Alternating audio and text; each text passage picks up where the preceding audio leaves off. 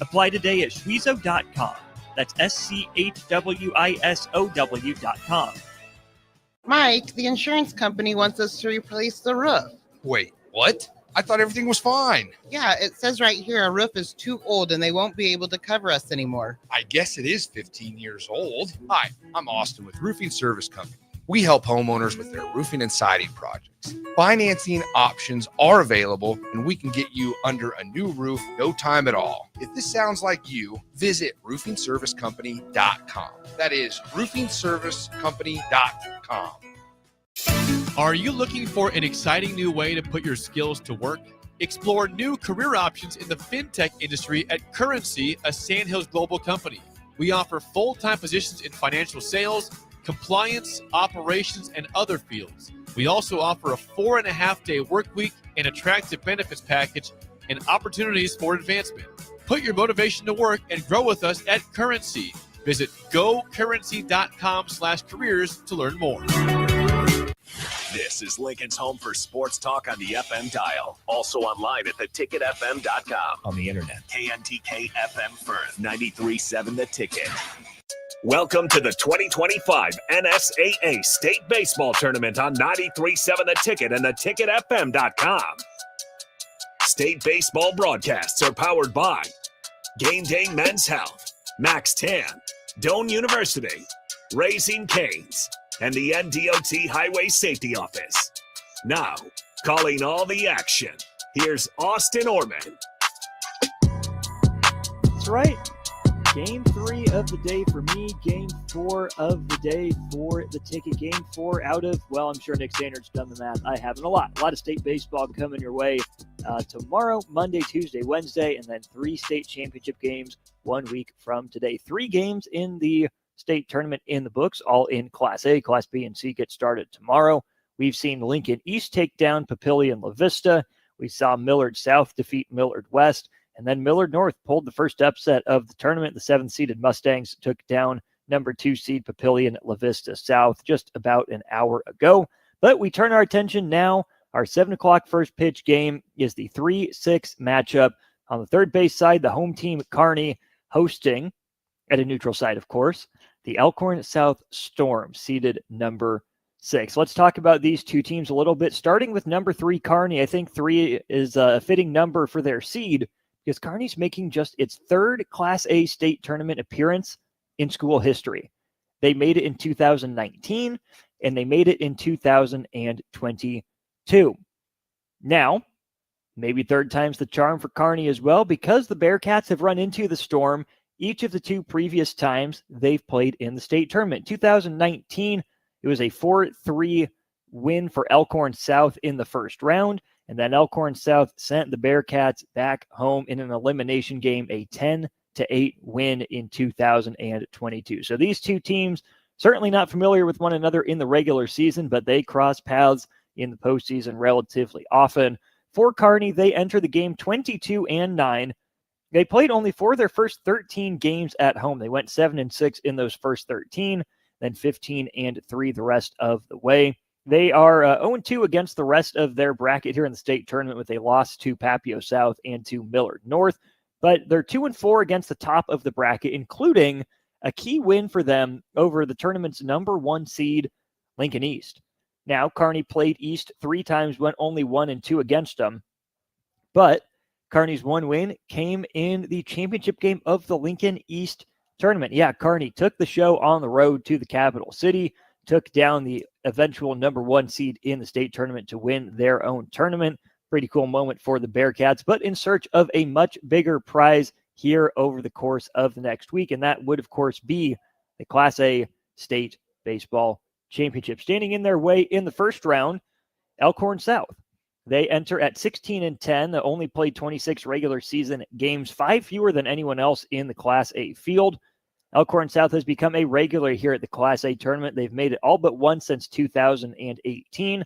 And before that, they made the Class B state tournament in 3 straight years. As I mentioned, 2 previous matchups between the Storm and the Bearcats. Elkhorn South is 2-0 in those games. Elkhorn South 3-3 versus the bottom of the bracket. Those 2 other teams, of course, Papio South and Millard North, they went 500 against each of them. Among the 10 losses for Elkhorn South, only one of them came against a team that is not here at the state tournament. They lost to Lincoln Southwest at the Millard West tournament. So 16-1, really, against non-tournament competition. I guess you factor out the 3 wins against the bottom of the bracket. Either way, only 1 loss against non-tournament competition is impressive in its own right. And when you think about Elkhorn South, some of the notable alums that they have in program history, Hogan Helixo, former Creighton catcher, now current Nebraska catcher, former Husker hurler Jake Buns attended here, as did Jackson Brockett for 3 years. He was a member of the Storm before he transferred down to Beaufort, Georgia. And then from last year's team that qualified for the state tournament, Elkhorn South lost Michael Mechna to Oregon. Connor Shravat, Crew McDonald, and Kobe Eichmeyer all graduated as well. But what did they add? Spark plug at the top of the lineup in the name of Brody Jindra.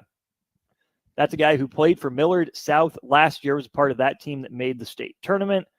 This year, Brody Jindra has focused primarily on the mound. He will be leading off for Elkhorn South tonight. His stats, at the very least, are not published in the media guide that I have, but we know Brody Jindra is a very solid player. We'll tell you more about the lineups. We'll tell you about the starting pitchers and more when we return to Tal Anderson Field, just a few moments away from first pitch between number 3 seed Kearney and number 6 seed Elkhorn South. I'm Austin Norman. Jackson Kleinschmidt's in the studio. Thank you for listening. We'll be back with first pitch right after this from Tal Anderson Field. Grandma and Grandpa, Mom and Dad, then the kids, and now the grandkids. Judson Irrigation has provided lawn sprinkler system design, installation, repair, and service to 4 generations. They're just like members of the family. Loyalty, trust, service. It's what you deserve and expect from Judson Irrigation. Keep summer green. Call Judson Irrigation 402-420-6277 or judsonirrigation.com.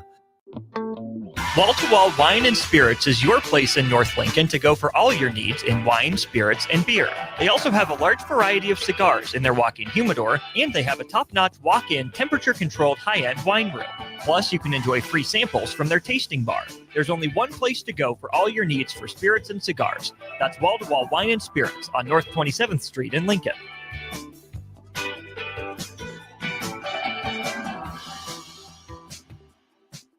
At Planet Fitness, we're declaring it.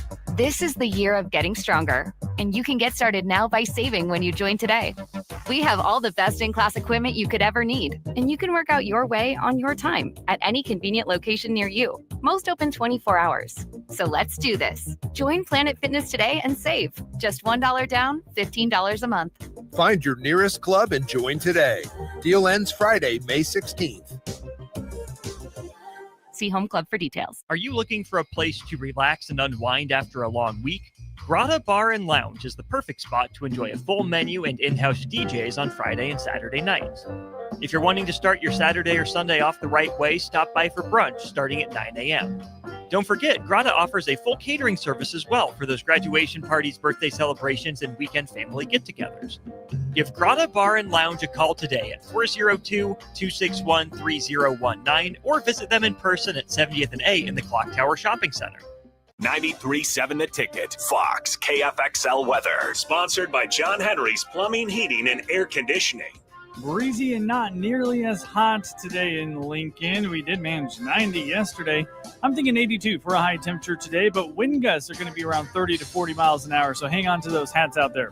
Wind will stay with us tonight. We'll drop down to 56 for a low. We'll get up to 80 again tomorrow with, again, wind gusts up around 30 to 40 miles an hour.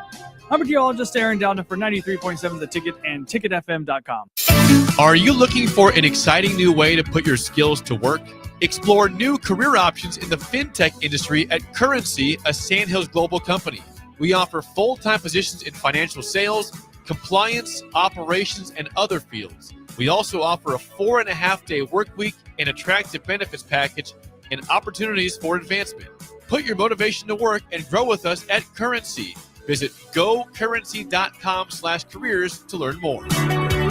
Are you a skilled mechanic looking for your next opportunity? Nebco is hiring. They're looking for experienced mechanics to join our family-owned team. They offer competitive wages, great benefits, service trucks, OEM level diagnostic software, and career growth opportunities. Apply today at nebco.com. Positions include lead and A-level mechanics for the Nebco shop. Learn more at nebco.com. If you're driven and ready to grow with a company that's been around since 1908, apply today at nebco.com. This is Lincoln's home for sports talk on the FM dial. Also online at theticketfm.com. On the internet. KNTK FM Firth, 93.7 The Ticket. Back to the 2025 State Baseball Tournament on 93.7 The Ticket and theticketfm.com. Have the umpires and the coaches meeting following the national anthems and introductions here at Tal Anderson Field. Welcome back to it. One game to go tonight. I'm Austin Norman. Thanks for those of you who have been along for the ride all day long. Get ready for more baseball throughout the next week. We'll wrap up our state baseball coverage 1 week from today with 3 championship games. But Kearney is taking the field, so let's go ahead and let's set the defense for the Bearcats. Start on the infield and work our way around. Behind the dish, it'll be Cole Throckmorton doing the catching. First base will be Gunnar DeMitt. Second base is Talon Lewis. At third base, it's Tyson Cabela. And the shortstop is Jake Bosshamer. In left field, it's Devin Carroll. You have Griffin Novacek patrolling center field, and Chase Bentz is in right. On the mound for Kearney, their ace, number 11, Owen Waha. He is a senior on the year. He has a 3-0 record. The lowest ERA on the team at just 1.91. Taller, lankier righty getting warmed up on the mound now for Kearney. Bearcats in their home white uniforms, blue accents, and blue caps. Let's look at the lineup here for Elkhorn South. Storm entering with a 16-10 record. Leading off playing shortstop, it is the Millard South transfer, Brody Gindra. Back behind him in the 2-hole is Tyler Lofdahl. He's the center fielder today. First baseman Owen Musil hitting third. The cleanup hitter is third baseman Marcus Gorup. In the 5 spot, it's Brooks Berliner. He's playing left field. Eamon O'Gorman, a member of last year's team, is DHing in the 6-hole. Bottom 3 in the lineup are Caleb Peters at second base, Jack Gideon doing the catching, and Cam Cooper in right field. On the mound for Elkhorn South in the bottom of the first will be number 18, Cal Cooper. Cal Cooper 4-0 with a sterling 1.22 ERA. There's Owen Waha firing his final warm-up pitch. Throckmorton, a solid throw down to second base. And for only the 3rd time in school history, the Kearney Bearcats are about to play some Class A state baseball. Brody Gindra, right-handed batter, just about ready to step into the batter's box, having a little conversation, a little banter with the home plate umpire. Waha toes the rubber. Gindra taps home plate. He's a righty, as is Waha, and away we go. Final game of the night in Class A action. Waha's first pitch is a fastball up and out of the zone for ball 1. Turning into a beautiful night for baseball. 61 degrees. Winds died down a little bit from where it was last game. Breaking ball low and away. Gindra is ahead in the count 2-0. Outfield playing a little bit shallow, but nothing egregious. Third baseman just about even with the bag after he creeps up. Waha gets the benefit of a call there from the umpire. That one looked to be up and out, but he is given the strike call, so there's the first strike of the game. It's 2-1. Brody Gindra on the year, junior. Stats not posted here. He flares this one out to right. Is going to go over the right fielder's head. This should be 3 for Brody Gindra. The right fielder just picks it up as it bounces off the fence. Relay throw over the head of the second baseman, and Brody Gindra cruises into third base with a lead-off triple. We mentioned that the outfield was playing about straight up. Brody Gindra got that one up into the wind. It pushed it over the head, and now Brody Gindra has Elkhorn South in business with a lead-off triple. That ball was smoked the other way by the leadoff man. That brings up Tyler Lofdahl. He's in center field today. He's a lefty. Lofdahl, a 386 hitter on the year. Taking the first pitch. That's a strike on the outside half, 0-1. Didn't look like a very powerful swing there from Brody Gindra, who's not the biggest guy. But as you know, in baseball and softball, it's less about how big you are and more about how fast you can swing it. Waha brings a fastball inside. Lofdahl fouls that one off to the third base side, 1-1. Gindra, when he was getting ready to step into the batter's box, did a kind of Happy Gilmore shuffle swing, showcasing some of that impressive bat speed with a bit of a full windup. Here's Waha. He's in the stretch, not even looking at third base as Gindra tries to dance a little bit. Breaking ball, moved, but not enough to clip the outside corner. Tried to come in through the back door, didn't get there. It says 1-2 on the scoreboard, but that should be 2-1. Here's Waha. He's set at the belt. Stares into the glove of Throckmorton. There's Lofdahl. And down on strikes he goes. It was actually a 1-2 count. So there's the first out of the game recorded by Owen Waha as Tyler Lofdahl is down swinging on 4 pitches. It's like Waha got the benefit of an earlier call. So here's 3-hitter Owen Musel. He's playing first base for Elkhorn South today. Musel, a .365 hitter this year, 27 out of 74. He's driven in a team best 30 runs. He's the only player on the team with more than 20. Musel, first pitch swinging, skies this one out to right center field. Gindra looks like he's going to try to tag. He does. Throw in cut off by the first baseman. No play at the plate. So Brody Gindra's leadoff triple results in a run. Owen Musel, a sacrifice fly, and Elkhorn South jumps out to the early 1-0 lead. It wasn't very deep, but it was deep enough for Brody Gindra, the leadoff hitter, to come in and score. So here's Marcus Gorup. He's playing third base for Elkhorn South today with 2 outs. Gorup in the cleanup spot. Gone deep once this year, .355 batting average, 13 runs driven in. He's had the home plate ump signal incomplete for some reason. Looks like a Kearney appeal.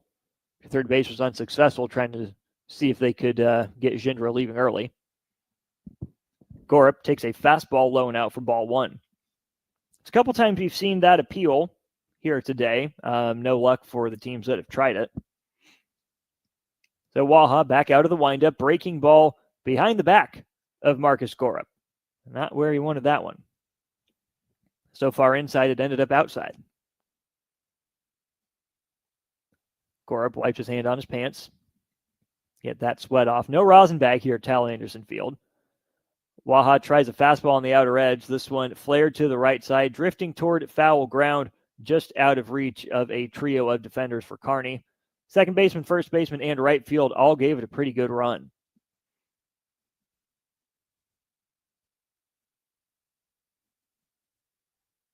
So now 2 balls and 1 strike on Marcus Gorup. Gindra's leadoff triple paid off on a sac fly by Owen Musel in a 1-0 lead for Elkhorn South. Here's Waha. He'll start at the letters, drop it to the belt, bring it home. Swung through and missed by Gorup. Counts now even, 2 balls, 2 strikes. If you're Owen Waha, if you can get out of this inning inside of 15 pitches, despite the damage that was done, you'll feel all right about it. Here's Waha. This one skied pretty much to the exact same spot that Musel just did. Right fielder camps underneath it. He makes the catch, and that retires the side in the first inning. 1 run on 1 hit for Elkhorn South. The Gindra leadoff triple paid off by an Owen Musel sac fly, but Owen Waha, the starter for Kearney, limits the damage there. 1-0 Elkhorn South. Kearney coming to bat after this on the ticket. One thing, and getting it right every time. Which is why every chicken finger meal we serve is marinated, hand-battered, cooked to order, and made just for you. Quality isn't complicated, and our menu is proof. Raising Cane's Chicken Fingers, one love. Skip the line and order with our app or online. Your possibilities are endless at Doane University. Discovering your life's passion is easier with options, and that's what Doane offers students. Rooted in liberal arts, you can choose from undergraduate and graduate programs, all delivering real-world experience. At Doane, we take a personal approach to education, giving you the guidance you need to own your future. It's not just our innovative learning, it's the feeling of being surrounded by possibilities that makes you different. Apply today at doane.edu/apply. Back to the 2025 State Baseball Tournament on 93.7 The Ticket and theticketfm.com. Elkhorn South strikes first in the nightcap. It's 1-0 Storm with Kearney coming to bat. Welcome to Tal Anderson Field. I'm Austin Norman. Cal Cooper is on the rubber for Elkhorn South tonight. They are wearing their navy blue tops with gold numbers, gold trim, and their gray pants. Cal Cooper on the year has been pretty dominant. 4-0, not been charged with a loss. His ERA down at 1.22. Here's the Kearney lineup. It'll be Tyson Cabela, the third baseman, leading off. Chase Bentz, the right fielder, is batting in the 2-hole. He made 2 outs in the field last inning. Then Griffin Novacek in the 3-hole. Beyond that, it's Bryce Anderson DHing, Cole Throckmorton catching, Gunnar DeMitt playing first, Devin Carroll in left, Talon Lewis at second, and Jake Bosshamer at shortstop. Cooper, the lefty, into his windup, delivers to the righty Cabela. A little check swing fouled off, strike one. We've seen that a few times today where these guys go around a little further than they think. Seen one or two of those go into play, but most of them have been fouled off. Cooper, set again. Looks like a changeup on the outside part. Quickly ahead 0-2. I do love the pace these pitchers are working with. No messing around, no muss, no fuss. Cooper's third pitch. Called strike 3 on the outside corner. Cabela doesn't like it. He goes down looking. Had a nice word or two for the home plate umpire, but to no avail. So 3 pitches, 3 strikes, 1 out for Cal Cooper here in the bottom of the first inning. Here comes Chase Bentz, the right fielder for Kearney, wearing number 14. 247 hitter this year, 20 of 81. He's scored 20 runs, driven in 11. Bentz also a righty. There's a fastball down the heart of the plate, strike 1.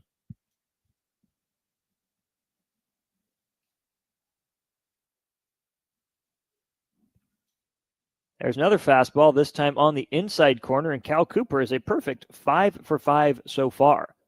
That's where something like a leadoff triple from Gindra. It was he started with a 2-0 count, waited for his pitch, drove it the other way, never let Owen Waha get comfortable. Fastball again from Cooper. There's the first miss. Yanked that one a little bit on the inside part. Bentz did stick his hand up to call timeout before that pitch. Here comes Cooper. Missed high with that changeup, 2-2. 1-0 Elkhorn South. Couple righties here at the top of the lineup for Kearney with lefty on deck.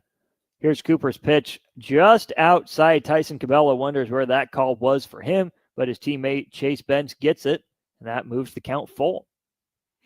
Bentz slightly open stance, bent knees. Cooper pretty straight up. He winds, he delivers. That one on the outside corner, strike 3. Bentz got the call the first time, and then it was Cooper's turn the second time. So back-to-back strikeouts looking for Cal Cooper to begin this game. If you're Kearney, you got to keep that in mind. Both hitters have struck out looking on a pitch that they thought was outside, and both hitters have done something that the ump could interpret as showing him up. Cabela turned around and said something.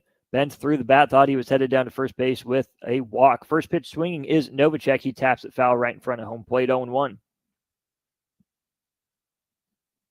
If you're Kearney, you're only down 1-0. You're only, 3 defensive outs into the game. Long way to go.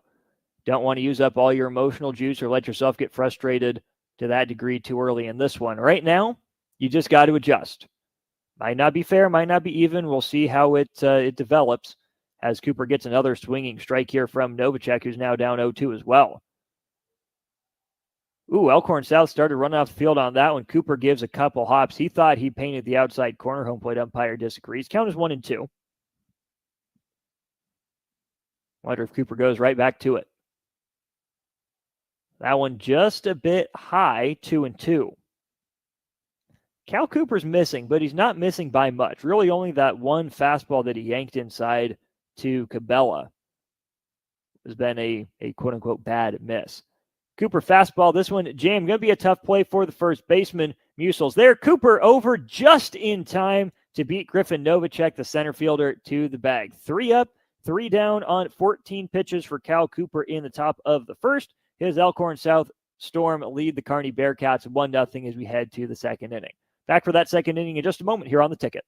Rashawn Jackson here for Bauer Underground, who has been serving local contractors and utility contractors all across the state since 1997. When you see the black and white trucks, you know the baddest dudes in the business have arrived. Bauer is currently looking for equipment operators, laborers, diesel mechanics, and aerial linemen. Join the brotherhood built on hard work, authentic people, and pedigree of success. Bauer, a family-friendly company who reminds you, go Big Red! I got to see my brother get married. I would have missed my dad's birthday. Because I wore my seatbelt, I had the privilege of being part of this special day. I got to go home and see my family again. Does it click yet?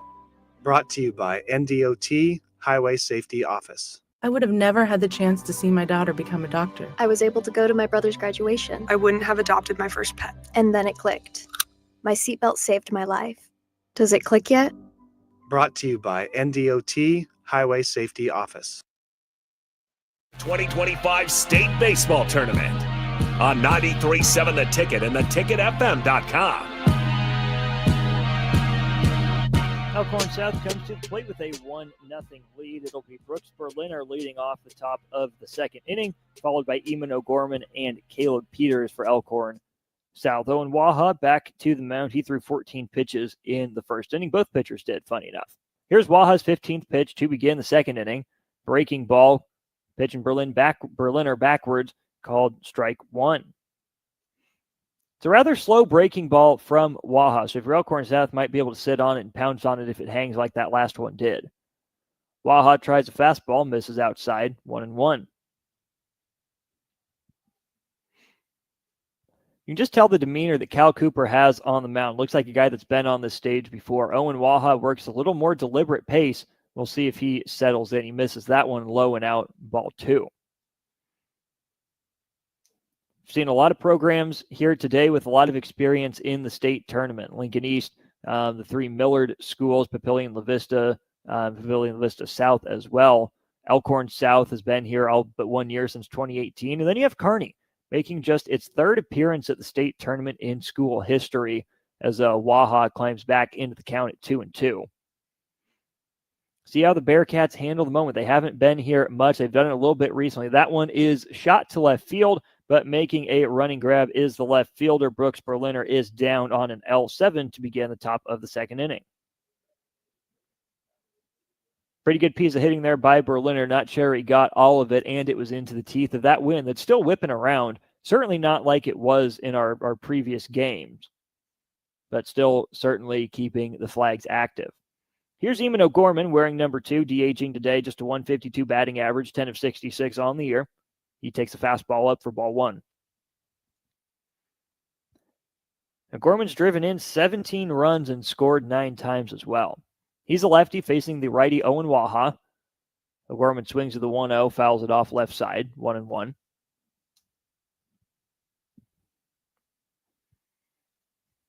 If I recall last year, I think O'Gorman had a pretty nice head of lettuce on him. Hard to see underneath the helmet right now, as we might have gotten a haircut. Here's Waha out of the windup. That's a nice pitch on the inside corner with a fastball called strike 2.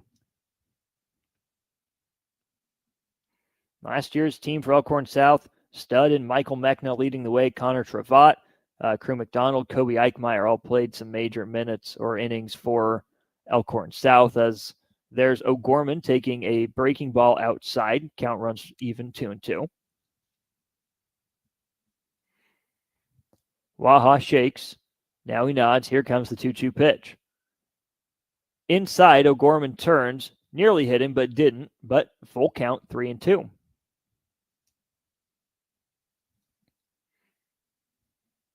It's not as dark during the 7 o'clock game as it was just a couple hours ago at the start of our previous game. Here's Waha.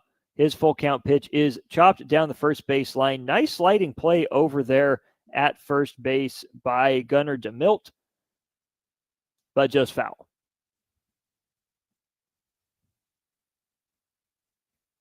DeMilt at first, Throckmorton doing the catching, and Owen Waha on the mound for Kearney. Here's his second full count pitch. Swung on, tapped back up the middle. Waha has to sit and wait for it. He does not take his jog steps over. He'll just throw it from the mound, confident in his arm, and it works. O'Gorman is retired, 1-3 for the second out of the top of the second inning. So a line out to left, a tapper back to the picture. That brings up second baseman Caleb Peters. Peters a .250 hitter on the year, 8 for 32.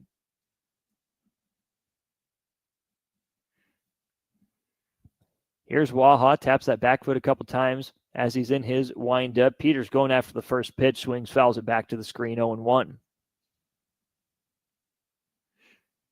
Catcher Jack Gideon waits on deck, and bottom of the order, right fielder Cam Cooper would be in the hole. A lot of righties in this lineup for Elkhorn South against the righty Owen Waha, who's breaking balls taken low and out for a ball, 1-1.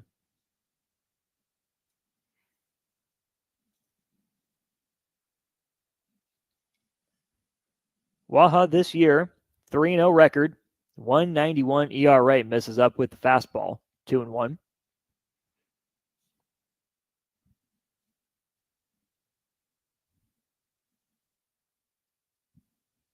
Peters has stood in that box the whole time. He is ready to go. He rolls over on this one. It'll be a charging play by the shortstop. Bobbles it in and out of his glove. No play. That could have been an ending 6-3 ground out. But for Kearney, Jacob Bosshamer was not able to get it out of his glove. Not sure he ever even squeezed it fully. So the sophomore Bosshamer will be charged with an error. So Caleb Peters is aboard with 2 outs for Elkhorn South. Not an easy play, as Bosshamer really had to charge on it. Would have been hard to get the relatively speedy Peters, but probably a play that should have been made. We'll see how many pitches that ends up costing Owen Waha. Waha set out of the stretch. He's pitched out of there before. Now a back pick on the very first attempt he gets by Throckmorton, just about a half step late on it. Pitch was down 1-0.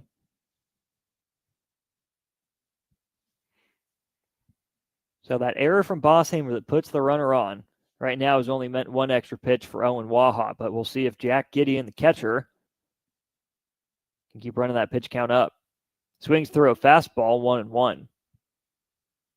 Jack Gideon looking fastball, probably not where he can handle it. That one was up about letter high. Peters at first, 2 away, top of the second inning, 1-0 Elkhorn South. Here's Waha, long pause, deep breath, fastball catches the outside corner, 1-2. Very similar spot to the calls that Cal Cooper got for his backwards Ks in the first inning. Waha says if Cooper can get that call, I might as well try my hand at it. Waha taps the ball against his hips. He comes set. Set of the belt. Low leg kick delivers. Called strike 3. Same pitch, same spot, same result. The error ends up not hurting Owen Waha. He needs just 4 pitches to get out of the rest of the inning with no harm and no foul. No hits. 1 runner left on base for Elkhorn South in the top of the second. We'll flip it over to Kearney in the bottom of the second, right after this on the ticket. With UBT, you've got total control over your money. Like Doug, who runs his game day tailgate like a well-oiled machine. I got burgers, brats, chicken, dogs, plus all the fixins. And with the UBT Go app, I can track my food spending from anywhere. Pro move. They don't call me Grill Sergeant for nothing. No matter your goals, UBT helps you feel good about reaching them. Union Bank and Trust, member FDIC. I would have never had the chance to see my daughter become a doctor. Because my mom wore her seatbelt that day, I get to hug her when I go home. And then it clicked.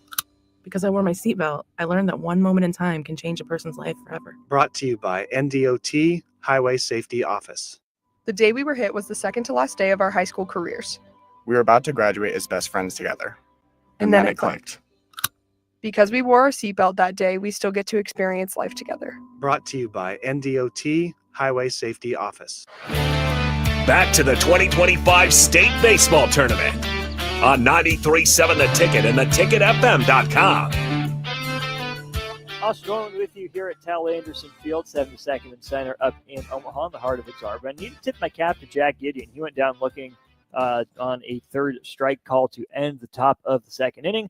He was back out in some pretty darn good time. He is doing the catching for Elkhorn South today. Did a good job getting his pitcher Cam Cooper ready. For Kearney, it's Bryce Anderson, left-handed hitting DH leading off, wearing number 20. Breaking ball from Cooper in there for a strike. Anderson, 405 batting average this year, 32 of 79, driven in 16 runs, scored 21 times. Big leg kick there from Anderson. Watches a second breaking ball in the dirt. So Cooper's gone breaking ball to start the at-bat here to Anderson, a left-on-left matchup. Tests him with a fastball. That one just below the knees, taken for a ball, 2-1. Outfield playing Bryce Anderson pretty straight up. There he takes a fastball, called strike 2. Looked like a pretty hittable pitch for number 20. Counts even, 2 balls, 2 strikes. Cleanup hitter Bryce Anderson. He got jammed on that one. Going to be a charging play here from the second baseman. Anderson, not the speediest runner. It'll take an underhand flip to get him. And just like that, one away in the top of the second inning. That brings up catcher number 12, Cole Throckmorton. On the year, hitting .368, 35 of 95, driven in 27 runs. That is second on the team behind only Griffin Novacek. Throckmorton's gone deep once, but hit .370 as a catcher in Class A. That's pretty darn good work. Throckmorton's got some flow going on as well. He's a righty. Drills that one to left field. It's on a line. It's going to be over the head of the left fielder. Not a good route at all. And for the second time today, we have a ground rule double. I'm not sure how catchable that was for the left fielder for Elkhorn South. Out there in left is Brooks Berliner, but Berliner took a bit of a banana route to that one. He broke glove side to his left. If he goes on a straight line back, he might be able to catch it, but that one hopped over the fence. So a 1-out ground rule double for Cole Throckmorton, the tying run now in scoring position for Kearney. Good piece of hitting by Throckmorton. Wasted no time in jumping all over that pitch. So runner at second, one away for Gunnar DeMilt. DeMilt's also a righty, playing first base today. He owns a .360 batting average, 31 and 86. Cooper disengages. He steps off. Throckmorton gets his lead from second. Cooper comes set. Checks him once. Rises and fires. Low and in. DeMilt had to shuffle his feet to get out of the way of getting hit in the ankle, and that one 1-0. We saw Jackson Smith hit a one-hopper ground rule double to right in the previous game. Now it's Cole Throckmorton, a one-hopper ground rule double to left. Changeup swung on and missed by DeMilt. Cooper took something off of that one, had him lunging way out in front, 1-1. So after Anderson goes out 4-3, Throckmorton doubles. Now it's up to the sixth hitter, Gunnar DeMilt. Runner on second, one away. Cooper comes set, fires that changeup again over the outside corner. That's a really nice pitch, fading away from the right-handed batter. Another conversation here with a Kearney hitter and our home plate umpire today. Cooper's ahead in the count, 1-2. Cooper a lefty, DeMilt a righty. Cooper brings it home, fastball bounces. Pretty good block there by Jack Gideon. Kept that one in the general vicinity. He couldn't quite pick it up, but neither could Throckmorton. So even though the ball skipped about to the edge of the brown circle that you'd normally think of as dirt, the runner is unable to advance, but count is even, 2 balls and 2 strikes. Cooper comes set, checks the runner. He's set at the belt. Inside move, no throw to second base. He'll pump fake it. Throckmorton's a pretty good athlete. I'm not sure he's going to attempt to steal third in a 1-0 game with 1 out in the second inning, though. There's DeMilt. He swings through a fastball. Cal Cooper sits him down. That is the third strikeout of the day for Cooper. First one he's gotten swinging, so now runner on second and 2 outs the situation between the Storm and the Bearcats. Here comes Devin Carroll. He's the left fielder today for Kearney. He wears number 6. He's hitting .325 this year, 26 out of 80, driven in 13 runs. Well, Miami Vice colored bat there. Carroll's also a lefty, so lefty-lefty matchup. Nasty breaking ball from Cooper. All Carroll can do is sit there and watch. I like what Cal Cooper's doing, pitching a lot of these lefties backwards. Start him off with the breaking ball. Show him what it looks like. See if you can get him to freeze or bail. Cooper goes with the fastball this time, painted on the outside corner, strike 2. Carroll's frustrated. He thought that was outside. He tried to take a walk. The home plate umpire pointed right back at that batter's box and said, nope, get in here. We're going to keep going. Cooper holds that ball in his left hand. Now he's set at the belt. No check at second base. He brings it home. Fastball outside corner, strike 3. You can see that one coming based on how the Kearney conversations with the home plate umpire have been going. A one-out double does not hurt Elkhorn South. The Storm come back to bat in the top of the third inning, leading 1-0 right after this on the ticket. When daily energy fades and your drive just isn't what it used to be, Game Day Men's Health helps you step back into top form. Game Day Men's Health is one of the country's fastest growing clinics, and they focus on men's wellness, providing customized solutions with professionalism and privacy in mind. Testosterone optimization, weight management, vitamin injections, and shockwave therapy are just a few of the many things they offer. Restore your energy and rediscover confidence with the help of Game Day Men's Health, because every man deserves to feel his best every day. Visit them online at GameDayMen'sHealth.com today or in person at one of their 2 locations in Omaha. Jumpstart your summer to the max. Walk into any Max Tan in Lincoln and get a $5 standing tan session or a $5 red light wellness booth session. Your summer tan starts today with $5 sessions at Max Tan with 3 Lincoln locations.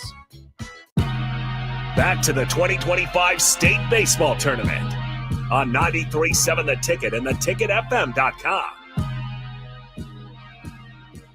1-0 Elkhorn South over Kearney as we enter the third inning. I'm Austin Norman. Jackson Kleinschmidt's on the board. Appreciate him and Bach being around, running the board for us all day today.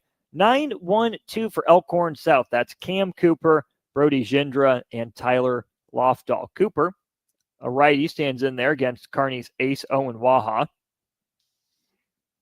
Cam Cooper, a sophomore, hitting .280 on the year, 7 of 25. He scored 10 runs. Also has taken the mound quite a bit like his brother, a 1-0 record with a save for Cooper on the mound, a 2.10 ERA, but Cam Cooper bunts it foul to go down to the count 0-1.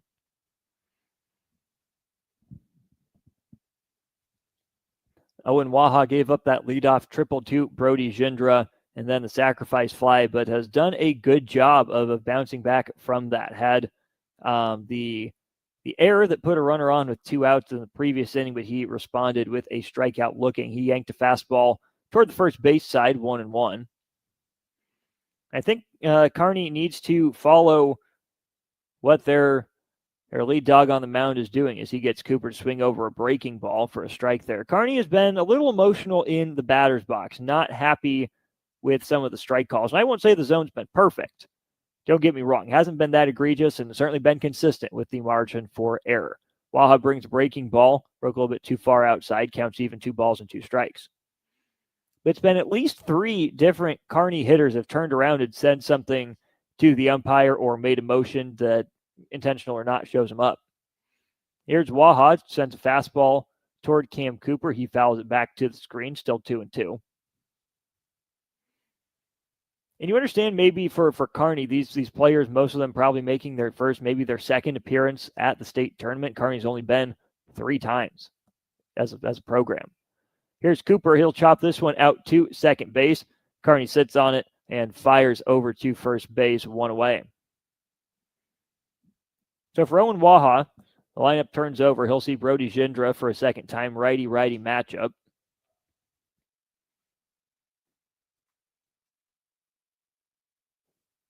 Gindra, that line drive triple over the head of the right fielder, who's playing in about the same spot right now as he was when Gindra hit that one over his head. We'll see if Waha trusts the fastball or if he can get the breaking ball to work and throw off Gindra's timing. Waha delivers, breaking ball just low and out, ball 1.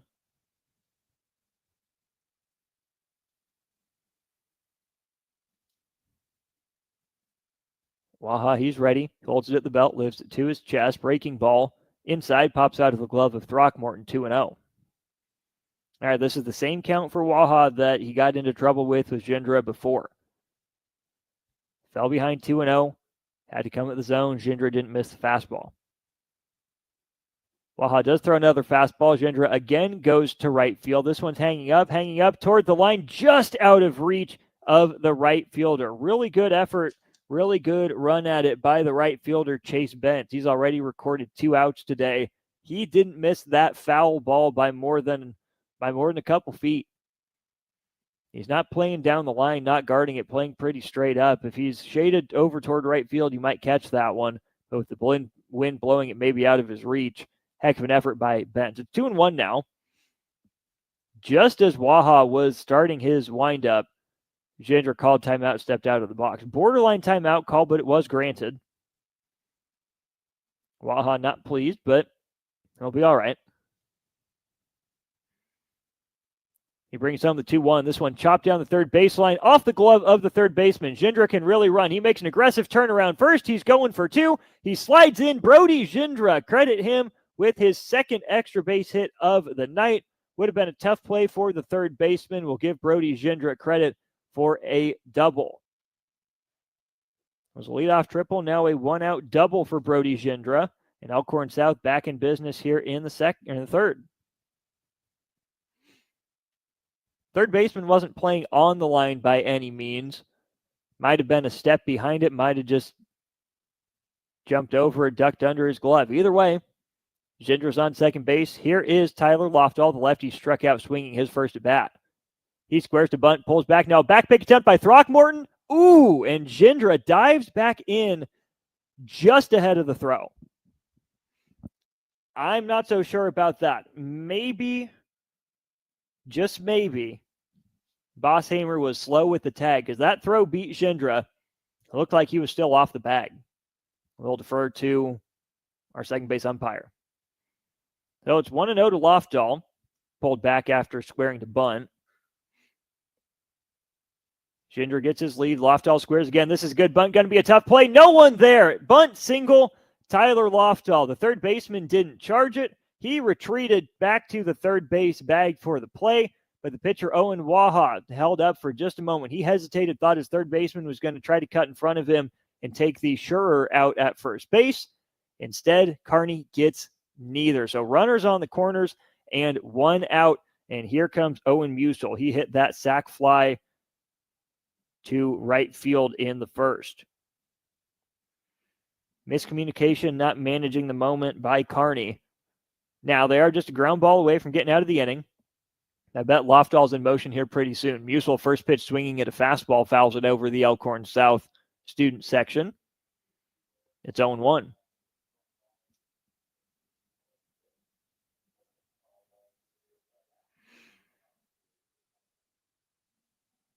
After a ground out to second by Cam Cooper, it's been a double from Gindra, a single from Lofdahl. Righty-righty matchup. Waha doesn't check first. There goes Lofdahl. Hit and run back up the middle, right back up the box. Owen Musil drives in his second run of the game. He drives in Brody Gindra yet again. It's 2-0 Elkhorn South in the top of the third. Pretty textbook execution there of the hit and run by the Elkhorn South Storm. Musil laced a line drive right back up the box for an RBI single. It was hit so hard, Lofdahl didn't have much of a chance to go first to third on it, even though he was moving with the pitch. So here's Marcus Gorup. He flew out to right field. That was his first at bat in the first. Another righty-righty matchup. Runners first and second, only 1 out for Elkhorn South in the top of the third. Another late timeout call draws the ire of Kearney fans. Our home plate umpire steps out and kicks some turf pellets off of home plate. So Gindra called a late timeout. So did Gorup. No pitch. Lofdahl away from second. Now a double steal attempt. Throckmorton's throw beats the runner to the bag. That's one where I thought the third baseman was maybe slow to get the tag down, but Lofdahl called out at third base for the second out of the inning. Musil does take second base behind him as a trail runner. So still a runner in scoring position, but 2 outs now for the Storm. Really good throw from behind home plate by Cole Throckmorton. I'm impressed with his throwing arm. Still duck on the pond for Gorup. Righty stands in and waits Waha's pitch. There's a breaking ball just high. 1-1.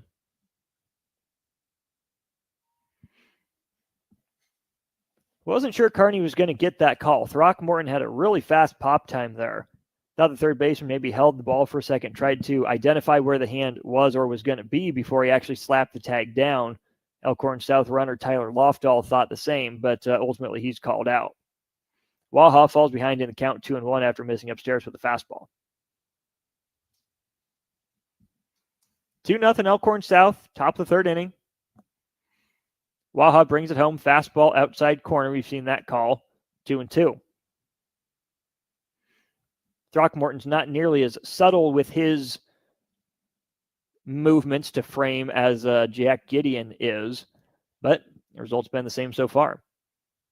Owen Waha, one strike away from limiting the damage to 1 run. Couple checks at second, he brings it home.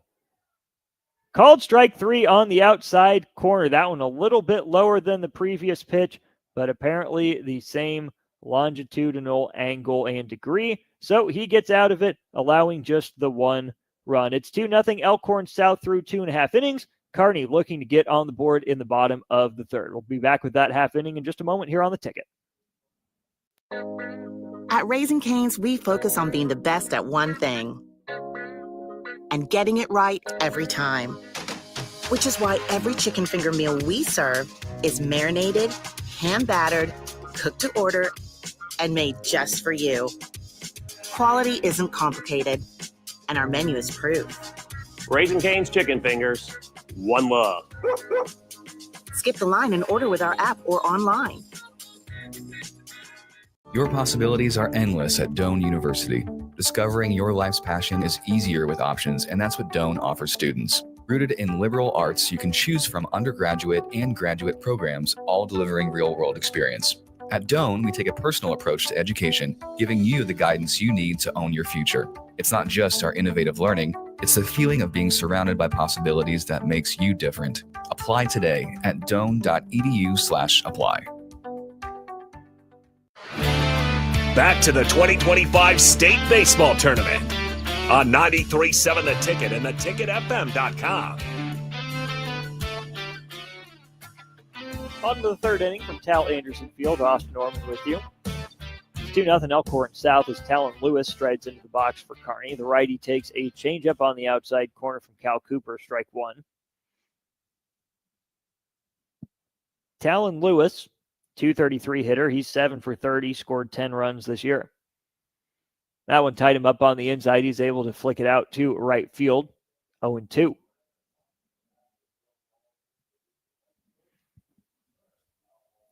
Lewis, Bosshamer, and then the top of the order with Tyson Cabela for Kearney here in the top of the third. Kearney had that 1-out double from Throckmorton last inning, but then struck out twice behind him. There's Lewis also striking out. He chased a fastball on the outside part, couldn't get the barrel to it. He's down on strikes for the first out of the inning. Good morning, good afternoon, and good night from Cal Cooper. Cooper on the year, 4-0, 1.22 ERA, and dropping. Now here's Jake Bosshamer. Wears number 2, plays shortstop, takes fastballs down the middle for strike 1. Bosshamer's a 266 hitter, 17 of 64. Scored 15 runs, driven in 10. There's a base hit down the left field line. If it stays fair, it does. Bosshamer, aggressive turnaround. First, he will be into second easily. He dives in head first with no throw from the cutoff man. Back-to-back innings with a 1-out double from Kearney. So there's Jake Bosshamer setting the table for the top of the order. He is aboard with a 1-out double right down the left field line. Good piece of hitting there. Took a fastball middle in, yanked it down the line, sped around first, got it all the way to second. So 1 out now for Tyson Cabela. He struck out looking in the first inning. Cabela, a righty. Cooper, a tall, lanky lefty. He checks second. Cabela watches that fastball trail away from him. Up and out, 1-0. Kearney still looking to get on the board. They're the 3 seed with a 22-9 record here in this state tournament. Elkhorn South, the 6 seed, at 16-10. Cooper gives a couple checks now to Bosshamer at second. Brings it home to Cabela. Took something off that one. There's that changeup again. Cabela was way out in front of it, 1-1. You see a lot of pitchers with 2 pitches in the high school ranks, a fastball and a breaking ball of some sort, whether it's a curve or a slider. When you have this third pitch like Cal Cooper does, a changeup, that's just another weapon to bust out. Cooper, a long look at second. Now he's set, brings it home. Lewis leaned over the pitch, didn't lean into it. Watch the breaker drop off the table for a ball. It's 2-1. What Cal Cooper's done is rely on the fastball against the righties, finish them with changeups, but against lefties, he's really liked that breaking ball. See what he goes with here in a 2-1 count. He brings it home to Cabela. Low and in, 3-1. If you're Tyson Cabela, you're in attack mode here probably. Look for one pitch in one spot. Cooper's been around the zone all day. If it's not there, it's all right. Live to see another pitch. Cooper gives it to Cabela. There's a fastball up letter high, taken for a ball. So now runners first and second with one out for Kearney. And here comes Chase Bentz, the right fielder, who also struck out his first at bat.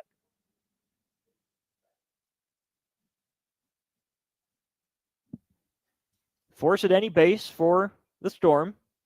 Kearney looking to get on the board, the 3 seed trailing 2-0 here in the bottom of the third. As the Bosshamer double down the left field line, then a good at bat there from Tyson Cabela at the top of the lineup. 5-pitch walk. Bentz is ready, so is Cooper. Couple checks to second base. Big lead at second. Bentz shows bunt, pulls back, and Cooper's missing high. It's 1-0. First real traffic on the base paths here at Fort Cal Cooper, by far his most stressful inning.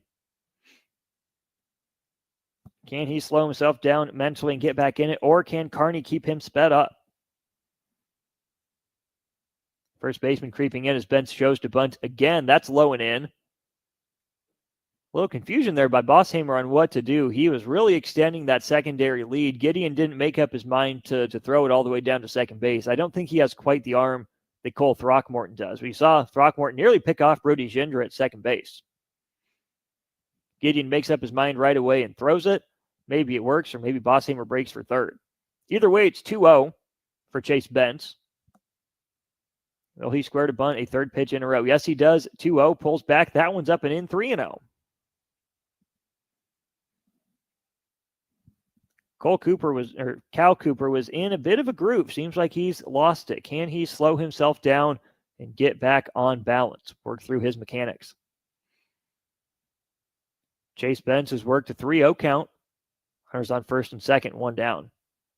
Bentz not showing bunt. That one outside and not framed by Gideon. He missed. It loads the bases. A 5-pitch walk for Tyson Cabela, a 4-pitch walk for Chase Bentz. And now Jack Gideon's going to muster the troops on the pitcher's mound. Let's step aside for 30 seconds. Be right back to Tal Anderson Field here on the ticket. Prashawn Jackson here for Bauer Underground, who has been serving local contractors and utility contractors all across the state since 1997. When you see the black and white trucks, you know the baddest dudes in the business have arrived. Bauer is currently looking for equipment operators, laborers, diesel mechanics, and aerial linemen. Join the brotherhood built on hard work, authentic people, and pedigree of success. Bauer, a family-friendly company who reminds you, go Big Red! Back to the 2025 State Baseball Tournament on 93.7 The Ticket and theticketfm.com. Mound visit over. Elkhorn South's coach popped out of the dugout late to join his players on the mound. Now batting for Kearney, center fielder Griffin Novacek, one of the most dangerous hitters in Class A. On the year, Novacek hits .323. He has 32 hits. He scored 31 runs, driven in 28 runs, second most of anyone in this game. He's also gone yards 6 times. One of those would put his Bearcats up. There's another pitch that misses outside from Cooper. Went with the breaking ball against the lefty as he's done. He missed outside with it. Now 6 straight misses rather from Cal Cooper. Novacek all over that one. That flew right over my head, 1-1. I don't hate the decision from Novacek. But man, if you're going to swing after a guy's thrown 6 consecutive pitches out of the zone, you better not miss it. He was on it, just under it. He fouled it back. So it's 1-1. Cooper still pitching out of the stretch, despite the bases being juiced. Beautiful breaking ball. That one froze Novacek. It started out like it was coming at him. It bent back over the plate for a strike, now 1-2. Maybe that's what Cal Cooper needs. Get the feel for that breaking ball again.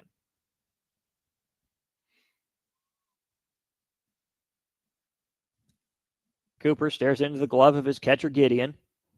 Now he comes set of the belt. He kicks. He delivers. Breaking ball. Called strike 3 on the outside corner. Novacek doesn't like it. That one started over the middle of the plate, broke back just over the outside corner.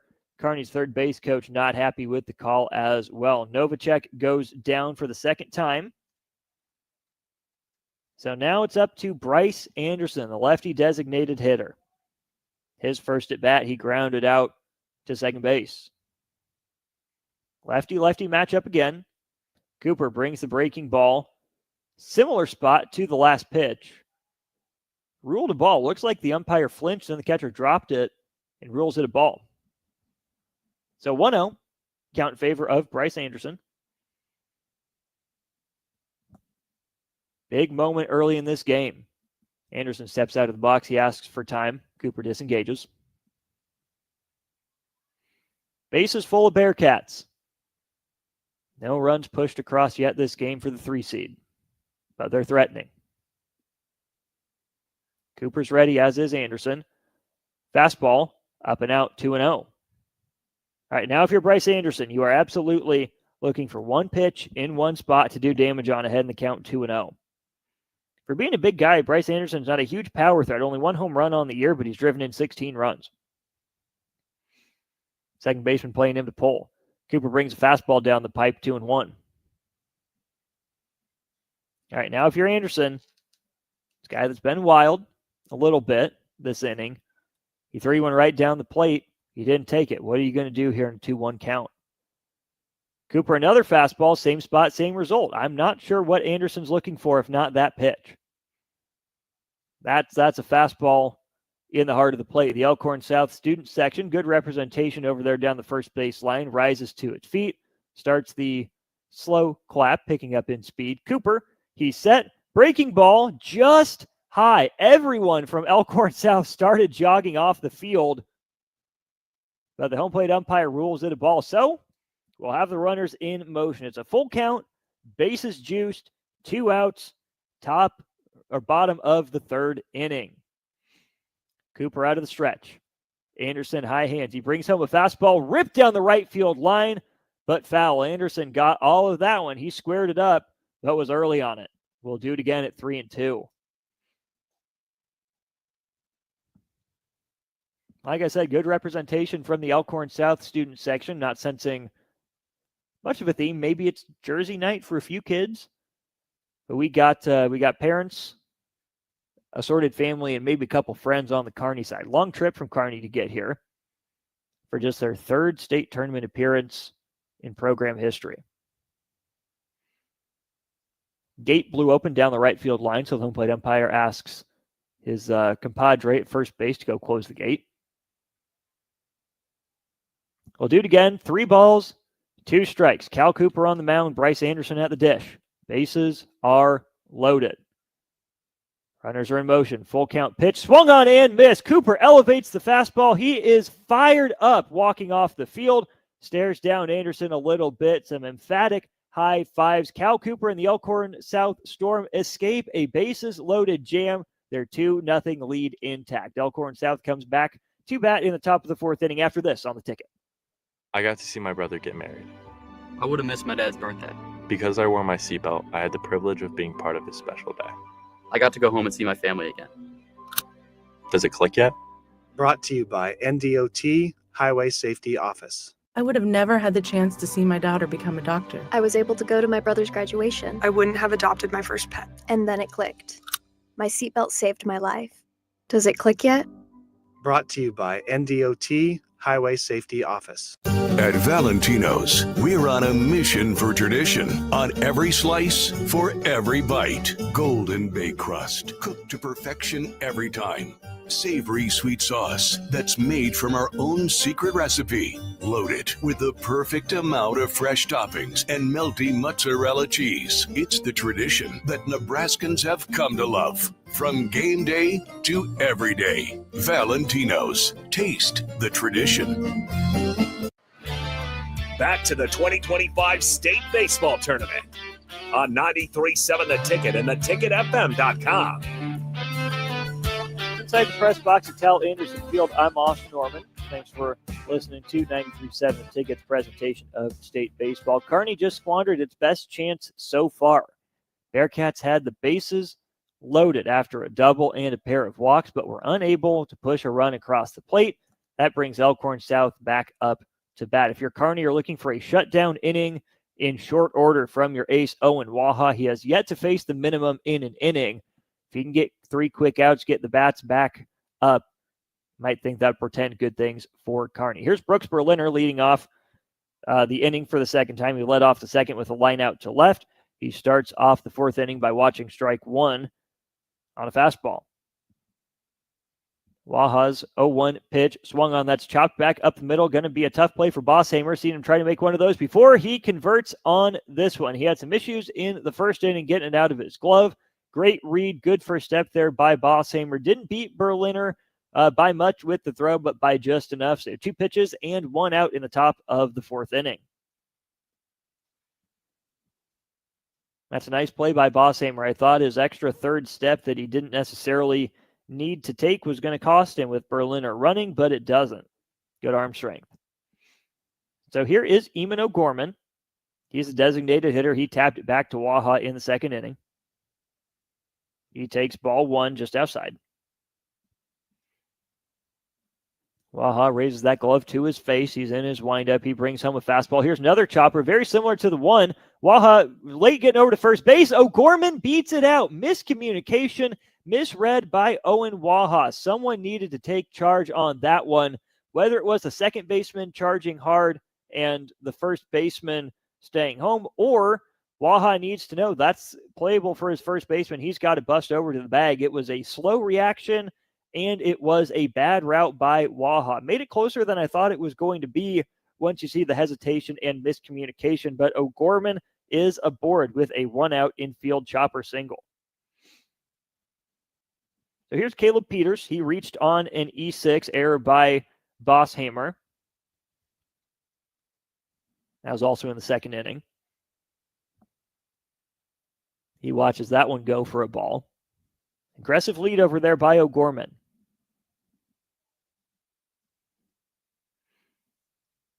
Owen Waha's at 58 pitches through 3 1/3 innings right now. That fastball shot down the right field line, but twisting foul, 1-1. 2 runs on 5 hits for the Storm. Another base runner with that error. No runs on 2 hits for Kearney. 2 1-out doubles for the Bearcats. They also drew a couple of walks last inning. They were unable to capitalize. Love to see some pep in the step from that Elkhorn South bench player who's taken his sweet time to pick up the foul ball, but he's got it now. We're just about ready to resume play, 1-1. Waha's back on the rubber. Peters back in the batter's box. Hands tight to his chest, waggles the bat a little bit. Waha brings home the breaking ball. That one flared out to second base. That'll be Talon Lewis. He is there to make the catch. There's out number 2. Peters got jammed pretty bad there. Here's Jake Gideon. He struck out looking. That ended the 2nd inning. Peters goes P4 for the 2nd out.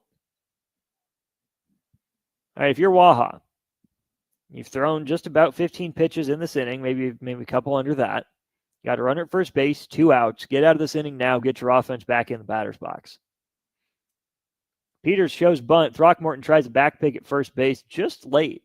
Throckmorton's got a good arm, pretty good footwork as well. Stared down the runner a little bit, kind of let him know it was coming. But I'm impressed with Cole Throckmorton's arm. Waha missed high on his 60th pitch, so it's 1-0. Caleb Peters just popped out, so now it's Jack Gideon, the catcher, in the batter's box. Close stance, righty batter. Fastball misses low and out, 2-0.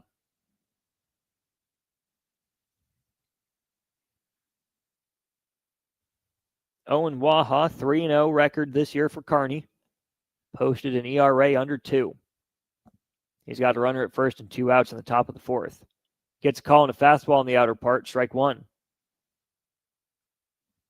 Whether it is a strike or not, it has been called a strike today, relatively consistently, especially to these right-handed batters.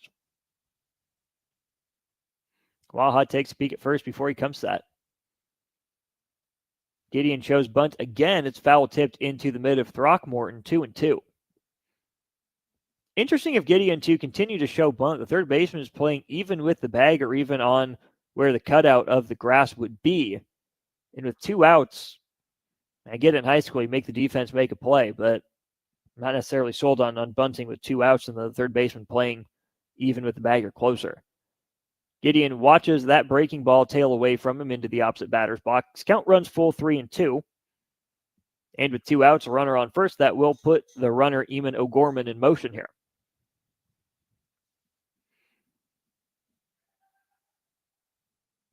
Kearney trailing 2-0. Elkhorn South scored in the first and in the third. There goes the runner. Pitch is high, and Jack Gideon draws a walk. Just the first walk of the day allowed there by Owen Waha, rather. Now we'll have a conversation on the mound. Let's go ahead and step aside for 30 seconds here on the ticket for this mound visit. Garage doors can break down or quit working at the worst times. At Doors Plus, they understand that a broken garage door sometimes means repair and not replace. Sometimes, all you need to make your door like new again is a few bolts, a realignment, or even a new balance. Trust the pros at Doors Plus to handle your garage door repair the right way so you can get on with your busy schedule. Visit them online at DoorsPlusLLC.com or give them a call today at 402-590-5800. Doors Plus. Garage doors and more. Back to the 2025 State Baseball Tournament on 93.7 The Ticket and theticketfm.com. Mound visit over, just a one-on-one conference between Coach and Owen Waha, who is pretty close to getting that shutdown inning that I mentioned. Might be his own fault if he doesn't get it. He was the one that didn't cover first base on the chopper that his first baseman fielded. Either way, here's Cam Cooper. Cam grounded out to second base, leading off the third inning. Laid on a fastball in the outer part, strike 1. Owen Waha approaching 70 pitches, one player throwing down in the Kearney bullpen. Cam Cooper in the batter's box, his brother Cal on the mound for Elkhorn South. He's pitching well so far, escaped trouble last half inning. Cooper gives a bat waggle. He squares to bunt. That fastball from Waha misses out 1-1. Cam Cooper's a sophomore, batting .280 this year. Driven in 4 runs. Left fielder's playing pretty deep. Little flare, ground ball through the left side would score a run, almost assuredly. Waha got Berliner to ground out to Bosshamer to start the inning. Then he didn't cover first on a little chopper to first. As that ball gets away from Throckmorton, both runners will move up. Not what you wanted in that situation there if you're Kearney, as that breaking ball bounced away from Throckmorton, was not able to square it up. Now we got 2 runners in scoring position with 2 outs. A single, instead of being worth 1, might be worth 2.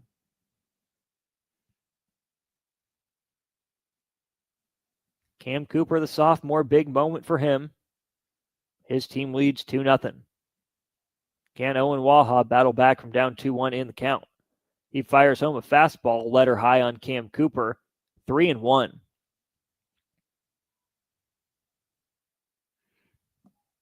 Waha's wobbling.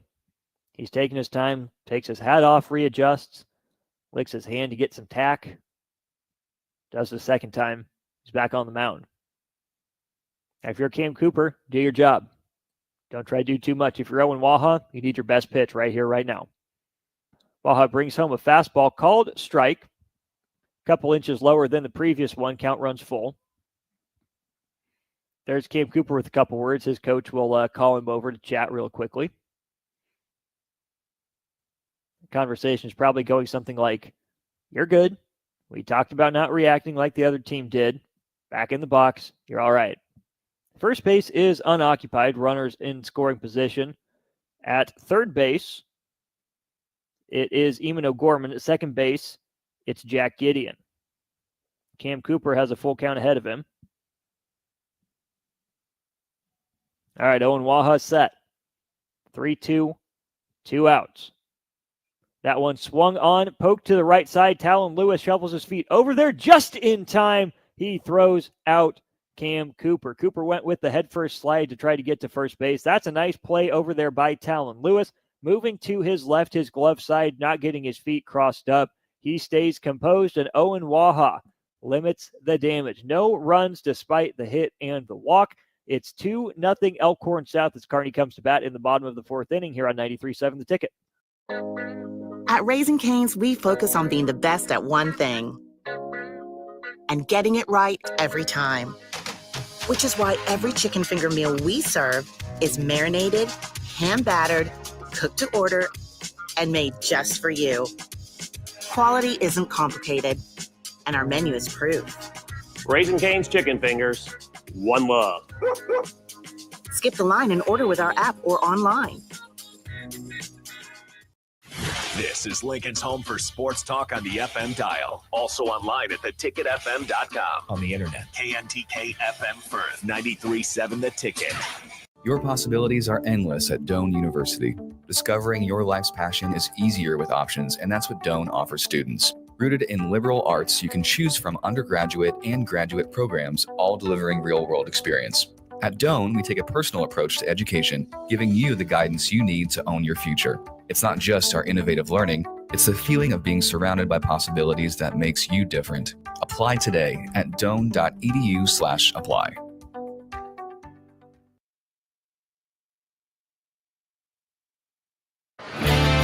Back to the 2025 State Baseball Tournament on 93.7 The Ticket and theticketfm.com. Cole Cooper's back out for his fourth inning of work. He just threw his 53rd pitch. That one was a strike. Now it's 1-1 as he misses outside with that changeup to Cole Throckmorton. Throckmorton hit that ground rule double. His first at bat. Did not end up resulting in anything. He chops this one to third base. Ole, look what I found in my glove. Third baseman ends up making the play.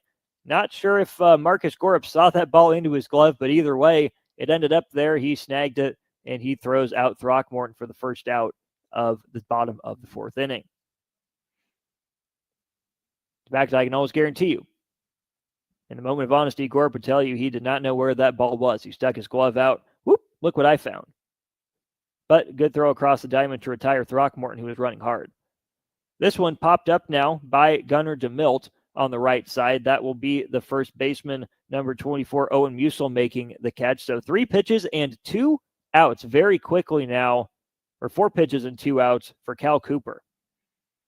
Kearney did a good job the previous inning of seeing some pitches, being patient, let Cooper work himself into trouble.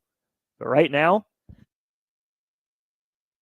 they're swinging at everything, including this first pitch here. Devin Carroll swings over a breaking ball. He's now down in the count 0-1. Carroll struck out looking his first at bat. Now he's down in the count 0-2 after another swinging strike.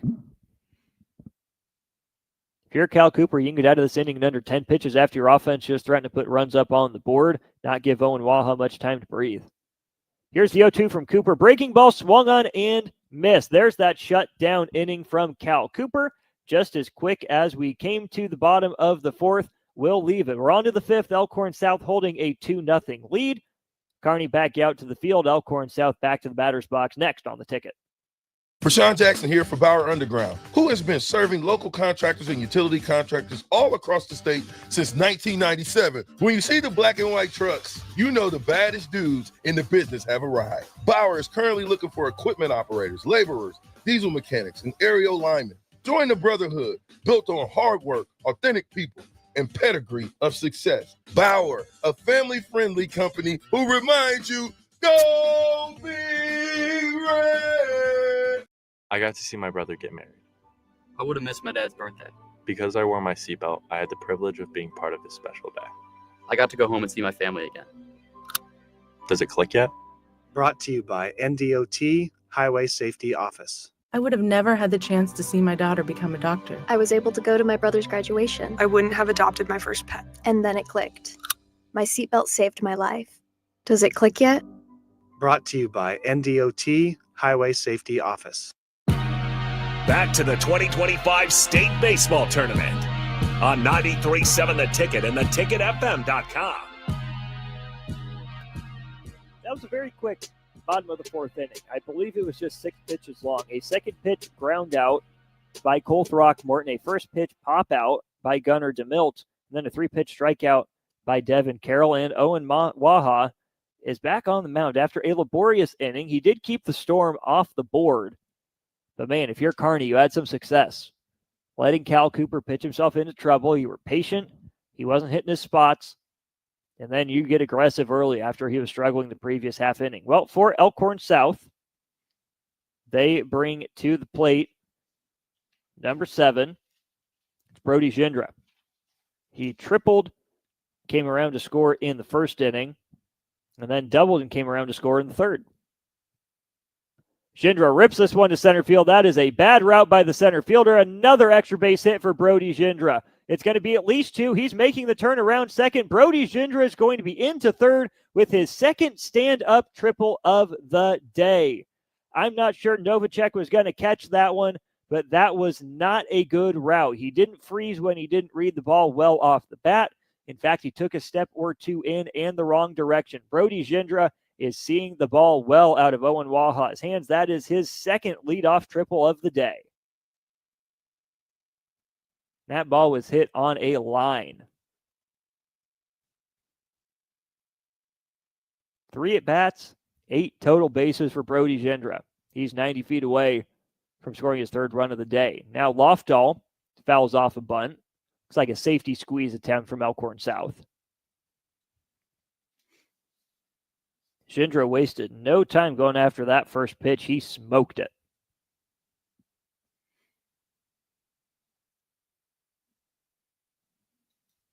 Lofdahl a lefty. Waha a righty. Well, Lofdahl square again. Gindra starts to break. Waha does the move that you see a lot of lefties do, right? The step off, step towards third move, or step towards first move, and they're going to call him for a balk. It's not something you see very often. You think about left-handers when they come set, they can lift their leg up, and as long as they don't cross that plane, they're allowed to step over to first base and make the throw.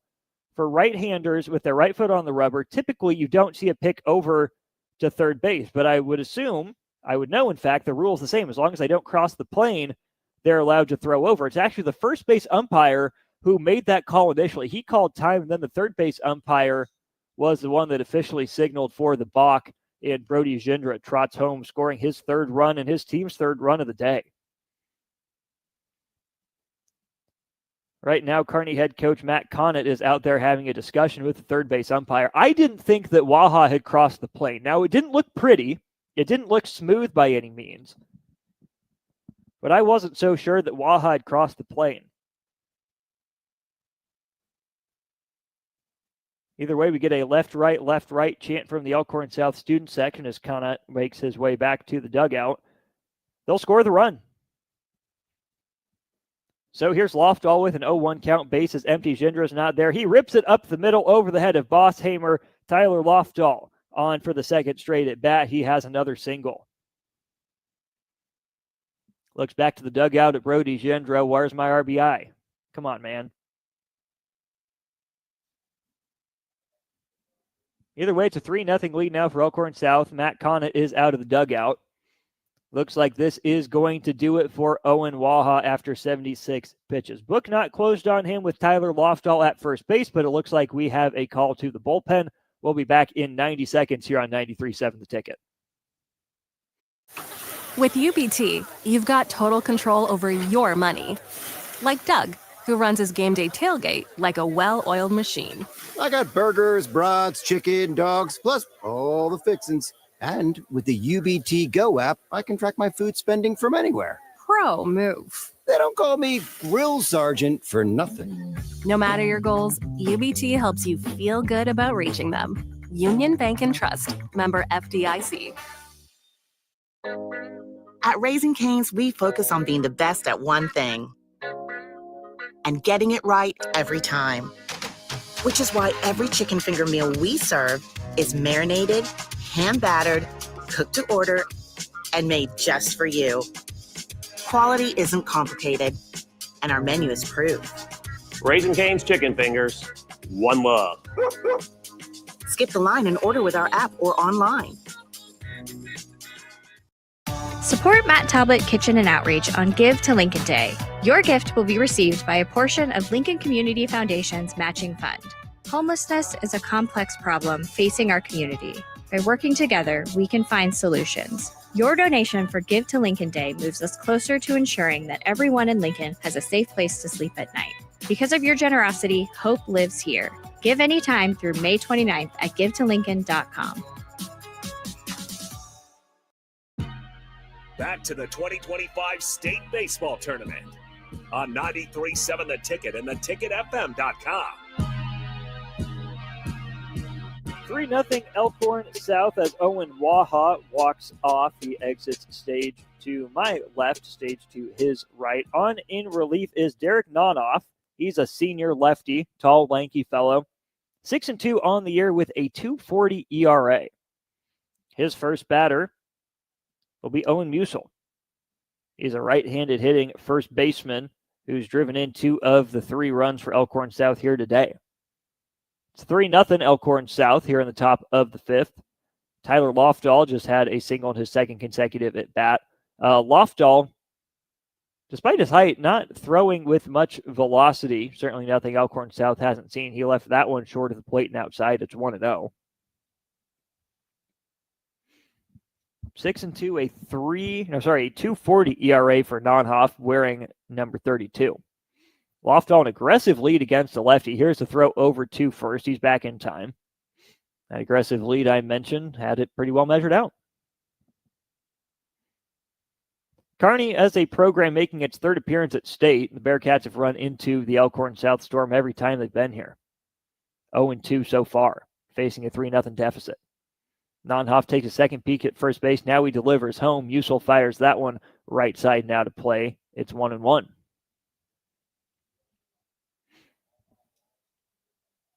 Not that Waha was coming in throwing heat, but Nonhoff is a little bit slower than he was. So the temptation here for Elkhorn South is to get greedy, get big eyes, and try to drop the barrel of the bat head or drop that back shoulder.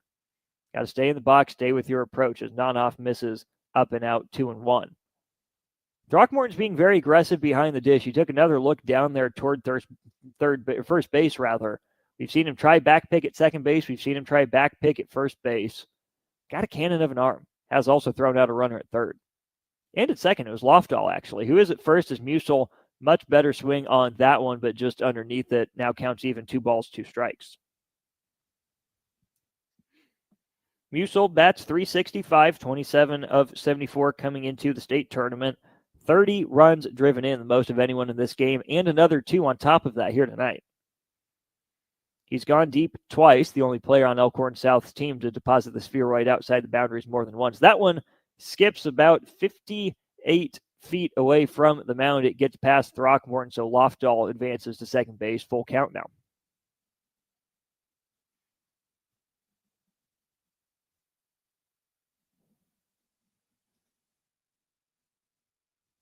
If that run would come around to score, Tyler Lofdahl, that would get charged to Owen Waha. He right now is on the hook for 4 innings pitched and 3 earned runs. He did walk one batter, allow 7 hits, and ended up throwing 74 pitches. Nonoff isn't taking a peek at second base as Lofdahl is dancing around back there. Now he checks him. Long check. Now he brings it home. Musil swings through that one. Just got a piece of it. 3-2. Full count again. Now is the fastball elevated, probably outside the strike zone, but in terms of distance, off the plate, it's probably been called a strike. Might have been up a little bit, even for a good-sized prospect like Musil is. He taps home plate. He waggles the bat. Nonoff gives second base a look, brings a fastball home, misses outside, ball 4. So Musil draws a walk. He is aboard for the second straight at bat. Here's Marcus Gorup. He's been out twice. He flew out to right field and went down looking on strikes. Runners on first and second now. Lofdahl and Musil. Gorup's a .355 hitter with 13 runs driven in this year. Hot pink batting gloves for him. Corners in, middle infield, double play depth, no one out. Oh, there goes the inside move to second base by Nonoff, thrown away. Novacek will take a shot at third. Delayed trail runner does end up making it to second base. That's Musil. So Lofdahl saw the shortstop break from behind him, heard him run away, but the second baseman came in. Nonoff's inside move pulled the second baseman off the base. That's Talon Lewis. He wasn't able to pick it. Ball goes into center field. Lofdahl is obviously thinking of getting to third base. Musil didn't break for second right away when he saw that ball get by him. I'm a little surprised he was able to make it, but he gets in there just ahead of the throw. So now it's runners at second and third with nobody out. We'll see if Gorup is given the instructions to bunt. He is not this pitch. This one slapped out to right field. Right fielder going back. He makes the catch. Throw will go into the cutoff man at second base. No play at the plate. No play at third base. So there is a sacrifice fly to right field off the bat of Marcus Gorup. That run, the 4th of the game for Elkhorn South, that will be charged to Owen Waha. That will close the book on him. So 4 runs, 4 earned in 4 innings pitched. Waha struck out 3, walked 1, and allowed 7 hits. So with 1 out now, after the F9, it'll be Brooks Berliner. First time he's been up to bat, not leading off an inning here tonight. 2 runs across in the inning, another runner at third base. Nonhoff's pitch over the outside edge, strike 1.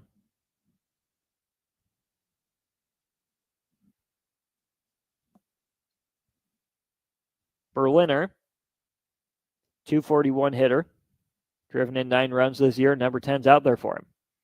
That one bounced up there by Nonoff. Good block by Throckmorton. Did a good job covering up that baseball.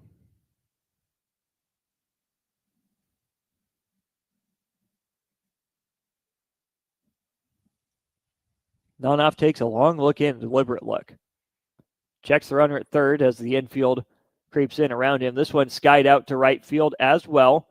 Drifting back is the right fielder. Makes the catch above his head. Throw home is cut off by the first baseman. No play at the plate. Owen Musil comes in to score the 3rd run of the frame. Elkhorn South now up 5-0 on back-to-back sacrifice flies.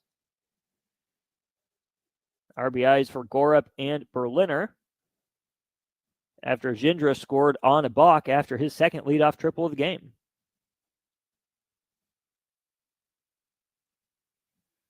That brings up Eamon O'Gorman. He's the DH, left-handed hitter, against left-handed soft tosser Derek Nonoff. O'Gorman watches strike 1 cross the plate.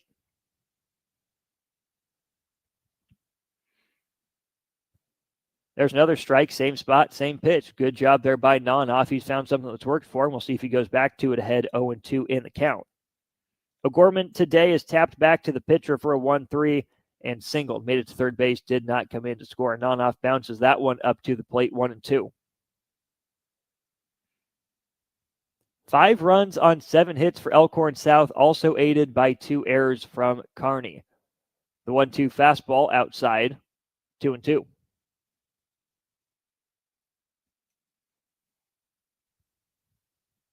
So Lofdahl scoring charge to Waha. Musil scoring charge to Nonhoff. There's one tapped up the middle. Nonhoff knocks it down.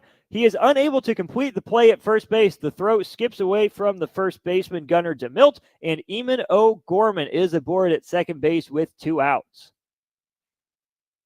They're going to charge Nonhoff with a throwing error, and I think that's probably the right call. Not an easy play by any means. I think he made it look maybe a little tougher than it was. It wasn't hit as hard as I think Nonhoff thought it was. He knocks it down. He goes and gets it. Tries to make the throw from his knees. DeMilt couldn't pick it. Wasn't easy for him to get to. We do have a pinch hitter now. Caleb Peters will not be batting. Instead, it'll be Jaden Ish. He's 6 of 32 on the year.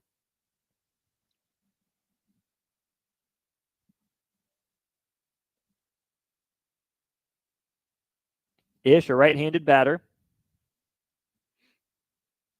Looks like we will also have a courtesy or pinch runner for Eamon O'Gorman. And that will be number 15, Luke Valasek. He is a freshman. Valasek just one of 2 freshmen on this roster here, including Marcus Gora. Gora hit that sacrifice fly. Ended up scoring Lofdahl. So his freshman counterpart, Luke Valasek, is in to run for Eamon O'Gorman.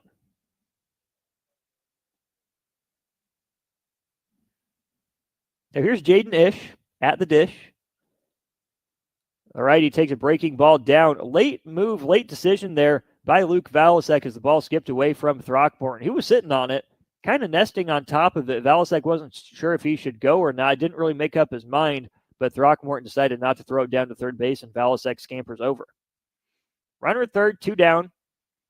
3 runs across in the top of the 5th for Elkhorn South. Jaden Ish deep in the batter's box. Derek Nonhoff, the lefty on the mound for Kearney. Missed low and in. Now he misses up and out. 2-0.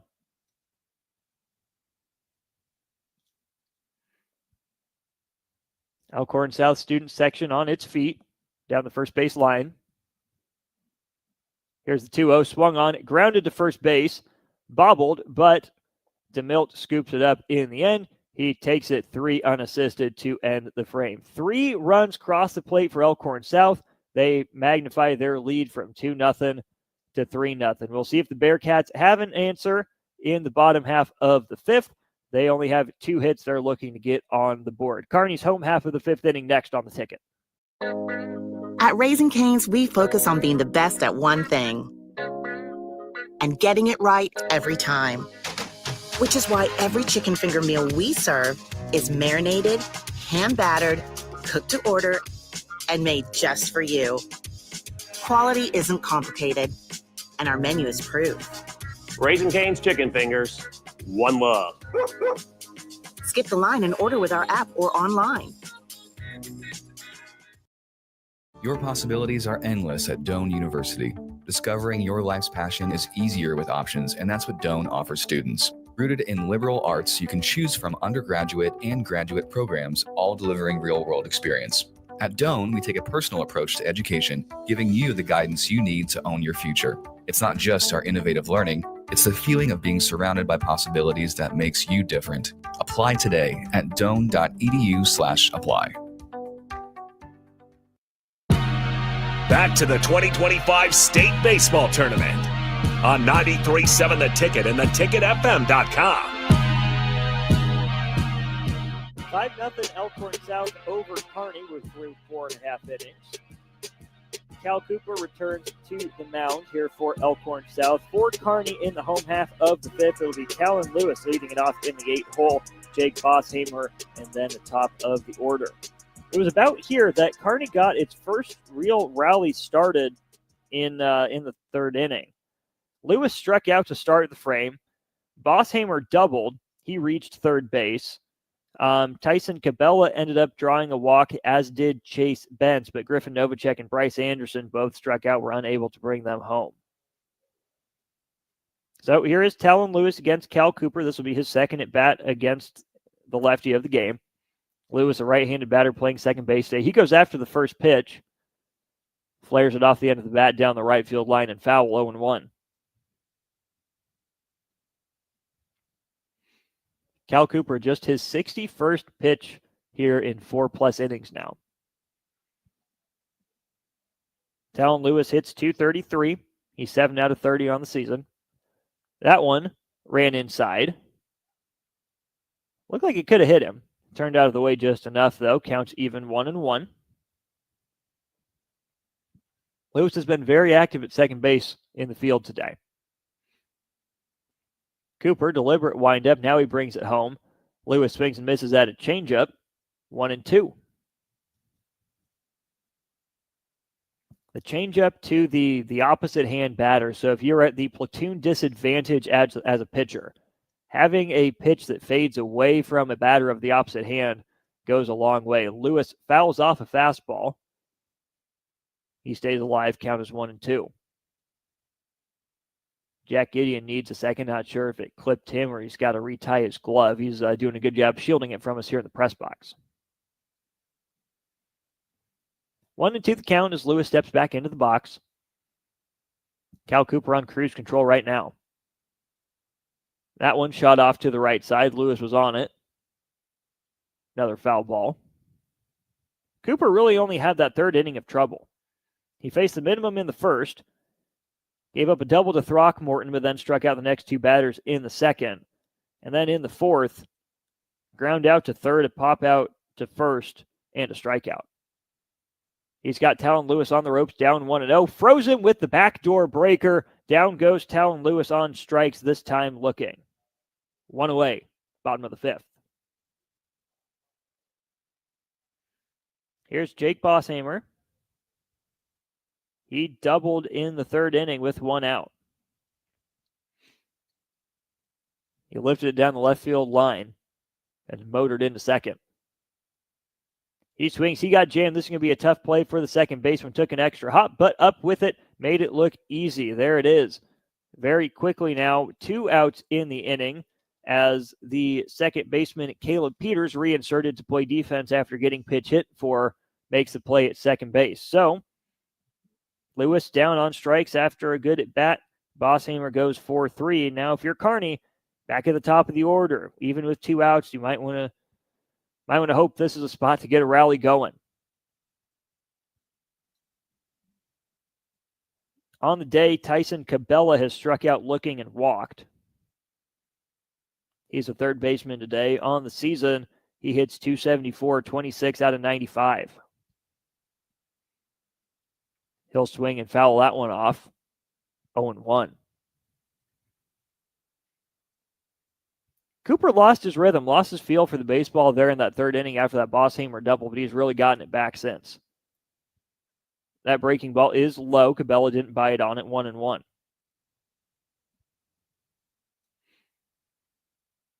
If you're Elkhorn South, Cal Cooper keeps cruising like this, you don't have to dip into your bullpen. That is usually a great sign for a tournament setting like this. He gets Cabela to swing over another breaking ball. Now it's 1-2.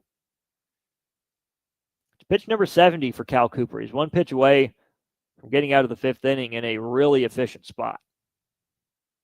Cooper gets the sign. He gives a nod. He's into his windup. He delivers a fastball fouled back to the screen. Cabela stays alive.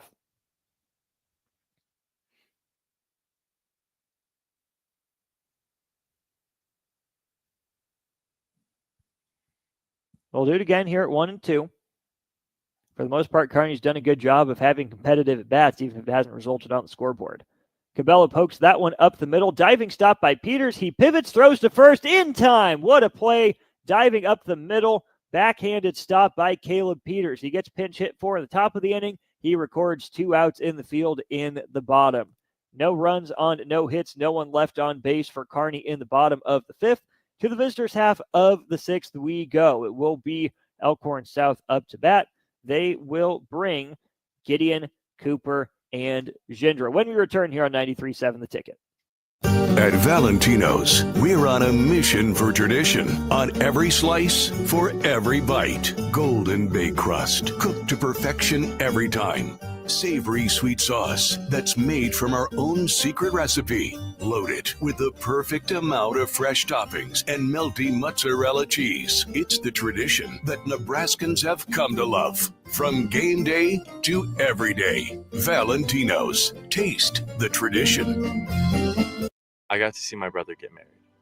I would have missed my dad's birthday. Because I wore my seatbelt, I had the privilege of being part of his special day. I got to go home and see my family again. Does it click yet? Brought to you by NDOT Highway Safety Office. I would have never had the chance to see my daughter become a doctor. I was able to go to my brother's graduation. I wouldn't have adopted my first pet. And then it clicked. My seatbelt saved my life. Does it click yet? Brought to you by NDOT Highway Safety Office. Back to the 2025 State Baseball Tournament on 93.7 The Ticket and theticketfm.com. Pitching change and a pinch hitter here. We'll start with Kearney. They go to their bullpen. They call on number 7, Rhett Mundorf. He is a senior with a 4.07 ERA, mostly arm in his delivery. On the other side of things, for Elkhorn South, they bring in a pinch hitter for Jack Gideon. My guess is Gideon will be reinserted to play defense, but his replacement in the batter's box is Garrett Reeds, 35 at-bats on the year. He's 4 of 35. Reeds, a big, tall righty. Mundorf, shorter, stockier righty. That one chopped down the third baseline, just foul. Third base umpire jumping out of the way of it. But Mundorf's first pitch is a strike.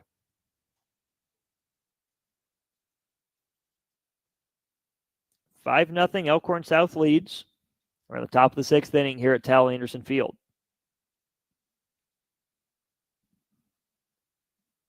I'm unsure if Garrett Reeds is any relation to former Nebraska prep star Jackson Reeds. As he chops this one to third base, going to be a tough play. What a pick over at first base by Garrett DeMilt. He helps bail out Tyson Cabela over there at third base. Cabela really had to charge, spike that throw a little bit of a tweener hop for Garrett DeMilt, but he is able to dig it out, and Reeds is retired 5-3 for the first out of the top of the 6th inning.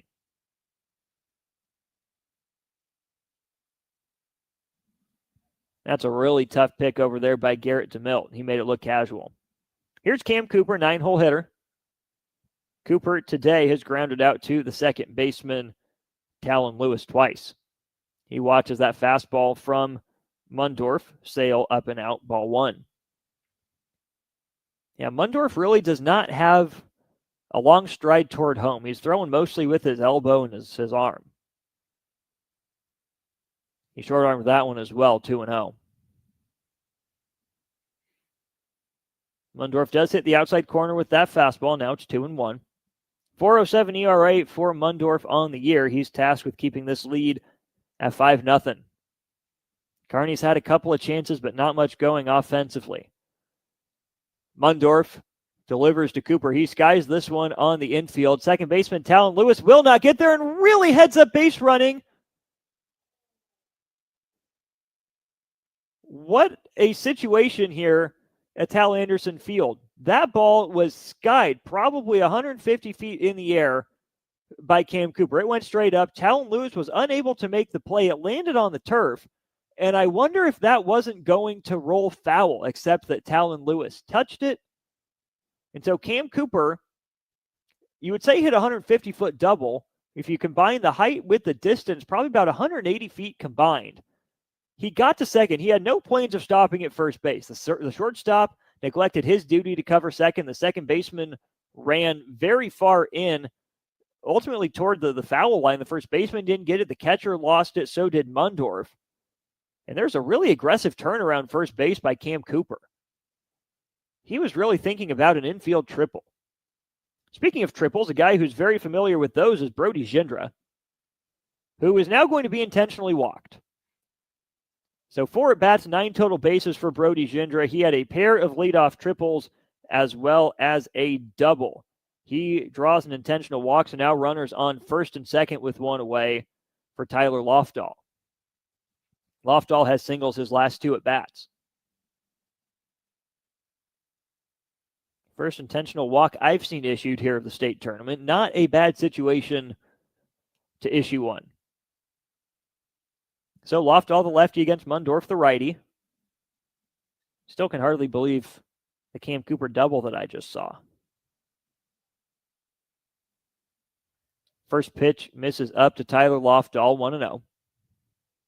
See if Throckmorton gets another chance to throw off the arm or if Elkhorn South is content to go station to station.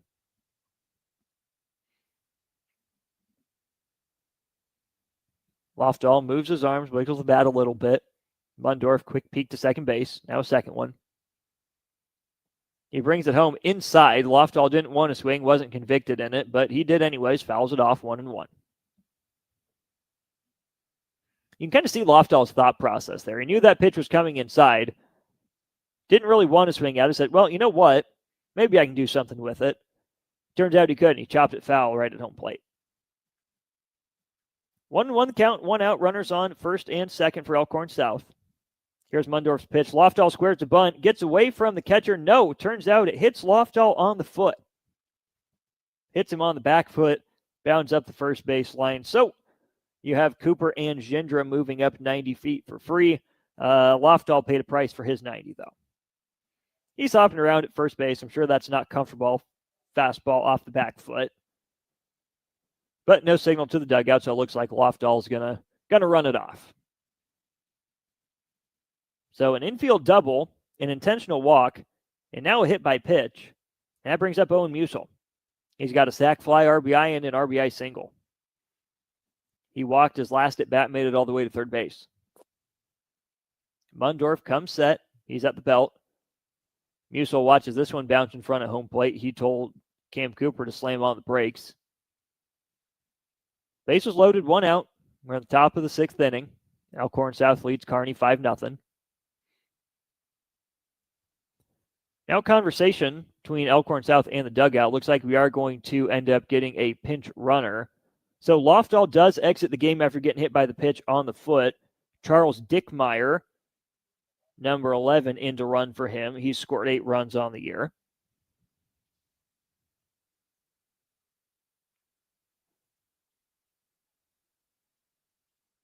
Can't say for sure that that's because Lofdahl was in discomfort or because he's a starter. You're up 5 runs, looking to blow this game open right now. Kearney really has only had that one serious threat offensively.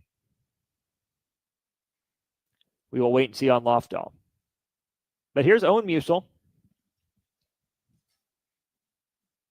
Officially 1 for 1 with a sac fly and a walk. Musil swings, fouls that one off to the right side. Count runs even, 1 ball, 1 strike. Mundorf has pitched himself into some trouble here with that sketchy defensive play. The intentional walk is not his fault, and then a hit by pitch to load the bases. If he can keep his ERA at 4.07 or lower it here, that would be impressive and give his team a spark. Musil's in that right-handed batter's box. He watched that one sail into the left-handed batter's box. He's back ahead in the count, 2 balls and a strike. Musil, 30 RBI coming into the day. Another 2 tonight. Another 2 here would put this one just about out of reach. Not much movement on the bat. He watches that fastball sail away outside, 3 balls and a strike.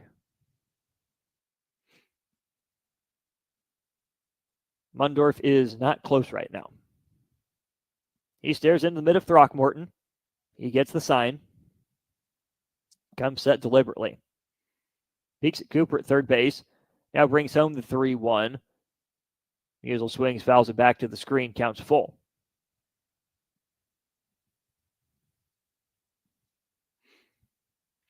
By Musil's body language, he thought that was the one. Put a bit of a pull swing on a pitch that was on the outer part. So if you're Musil, Mundorf doesn't have the velocity to test you inside. Can you sit back, stay on that back leg, then explode through after you let the ball travel? Mundorf bounces that one up to the plate. That'll be a walk. And there's the first run of the 6th inning and the 6th run of the game for Elkhorn South. Now an RBI walk for Owen Musil. That scores Cam Cooper. So the sketchy defensive play does come back to bite Kearney. We'll have a mound visit. We'll step aside for 30 seconds, return momentarily on the ticket. Support Matt Talbot Kitchen and Outreach on Give to Lincoln Day. Your gift will be received by a portion of Lincoln Community Foundation's matching fund. Homelessness is a complex problem facing our community. By working together, we can find solutions. Your donation for Give to Lincoln Day moves us closer to ensuring that everyone in Lincoln has a safe place to sleep at night. Because of your generosity, hope lives here. Give anytime through May 29th at givetolincoln.com.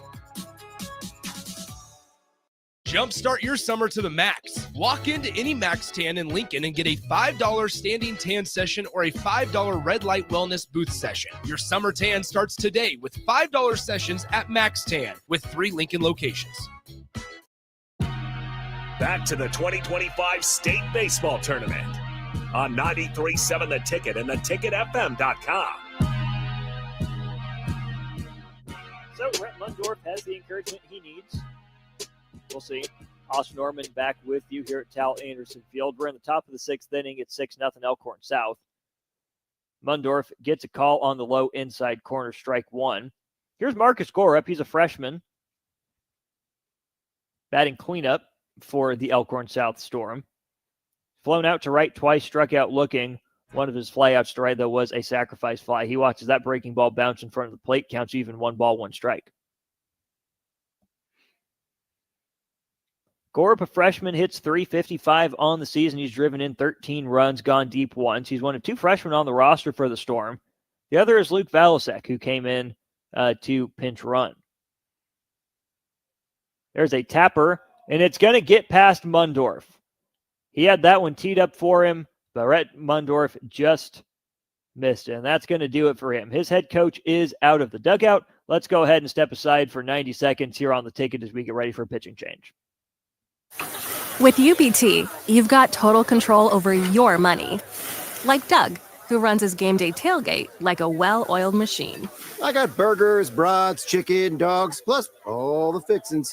And with the UBT Go app, I can track my food spending from anywhere. Pro move. They don't call me Grill Sergeant for nothing. No matter your goals, UBT helps you feel good about reaching them. Union Bank and Trust. Member FDIC. At Raising Cane's, we focus on being the best at one thing and getting it right every time. Which is why every chicken finger meal we serve is marinated, hand-battered, cooked to order, and made just for you. Quality isn't complicated, and our menu is proof. Raising Cane's Chicken Fingers, one love. Skip the line and order with our app or online. At Valentino's, we're on a mission for tradition. On every slice, for every bite. Golden baked crust, cooked to perfection every time. Savory sweet sauce that's made from our own secret recipe. Loaded with the perfect amount of fresh toppings and melty mozzarella cheese. It's the tradition that Nebraskans have come to love. From game day to every day. Valentino's. Taste the tradition. Welcome to back to the 2025 State Baseball Tournament on 93.7 The Ticket and theticketfm.com. Storm grew it on the base path. Bases loaded, 1 out for the Elkhorn South Storm. New pitcher for Kearney is sophomore Cashton Foster. He has a record of 3-0 on the year with a .274 ERA. He's the 4th pitcher of the game for the Bearcats, who find themselves trailing 7-0. Owen Waha was okay, solid enough. Gave up 4 runs as number 12, Brooks Berliner, swings through the first pitch and misses. It's 0-1. Derek Nonoff was just okay as well, and then Rhett Mundorf was not on the top of his game. He allows those 2 runs, and the bases are full of runners that are his responsibility. Now Berliner chases a second breaking ball down and away. He is quickly down in the count 0-2 against Cashton Foster. Berliner has yet to reach base. Does have an RBI sacrifice fly his previous at bat. Righty-righty matchup. Berliner watches this one. It bounces away. Here comes the runner home to the plate. There's the 8th run of the game, 3rd run of the frame for Elkhorn South. They lead at 8-0.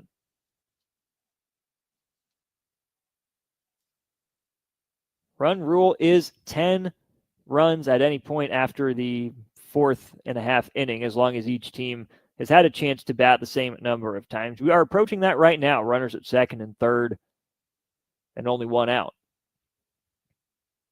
If Elkhorn South were to push across 2 more runs, Kearney would still, of course, have the chance to come to bat and play to keep the game alive. But it's using 4 pitchers in a game you're down 8-0. That on the one hand, you admire the fight. On the other hand, you wonder about the bullpen usage, using so many arms.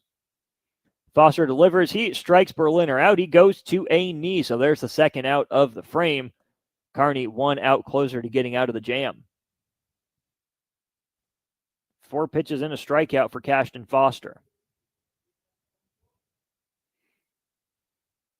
Mundorf threw just under 20 pitches. Same with Nonoff. So they would be good to come back tomorrow, hypothetically, but they won't play again until Monday. Foster delivers. That one fades outside. 1-0 to Eamon O'Gorman. O'Gorman got pinch run for by Luke Valasek, but he's back in the batter's box now. Lefty on righty matchup. Foster delivers home. O'Gorman takes that one inside. 2-0. O'Gorman today has grounded out to the pitcher, knocked a single, and reached on a throwing error by the pitcher. That was Nonoff. Here's Foster. He's set. Back leg bent, front leg straight. He brings it home. That one also bounces away from Throckmorton, but he kept it in front this time. 3-0. Throckmorton has a good arm. There have been a few passed balls today. Some of it wildness by Kearney, some of it certainly lack of fundamentals behind the dish in some moments. Big target here from Throckmorton. He sets it, and Foster fires home a fastball. Counts now 3-1 for Eamon O'Gorman. 8-0 Elkhorn South. We're in the top of the 6th inning. Runners on second and third, 2 outs. 3-1 to O'Gorman. That's taken outside, bases loaded yet again.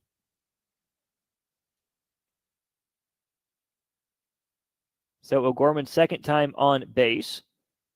And now we get to have the eternal baseball debate, friends, with Caleb Peters now batting. He was pinch hit for to start the inning by Jaden Ish. He's the 9th batter of the inning.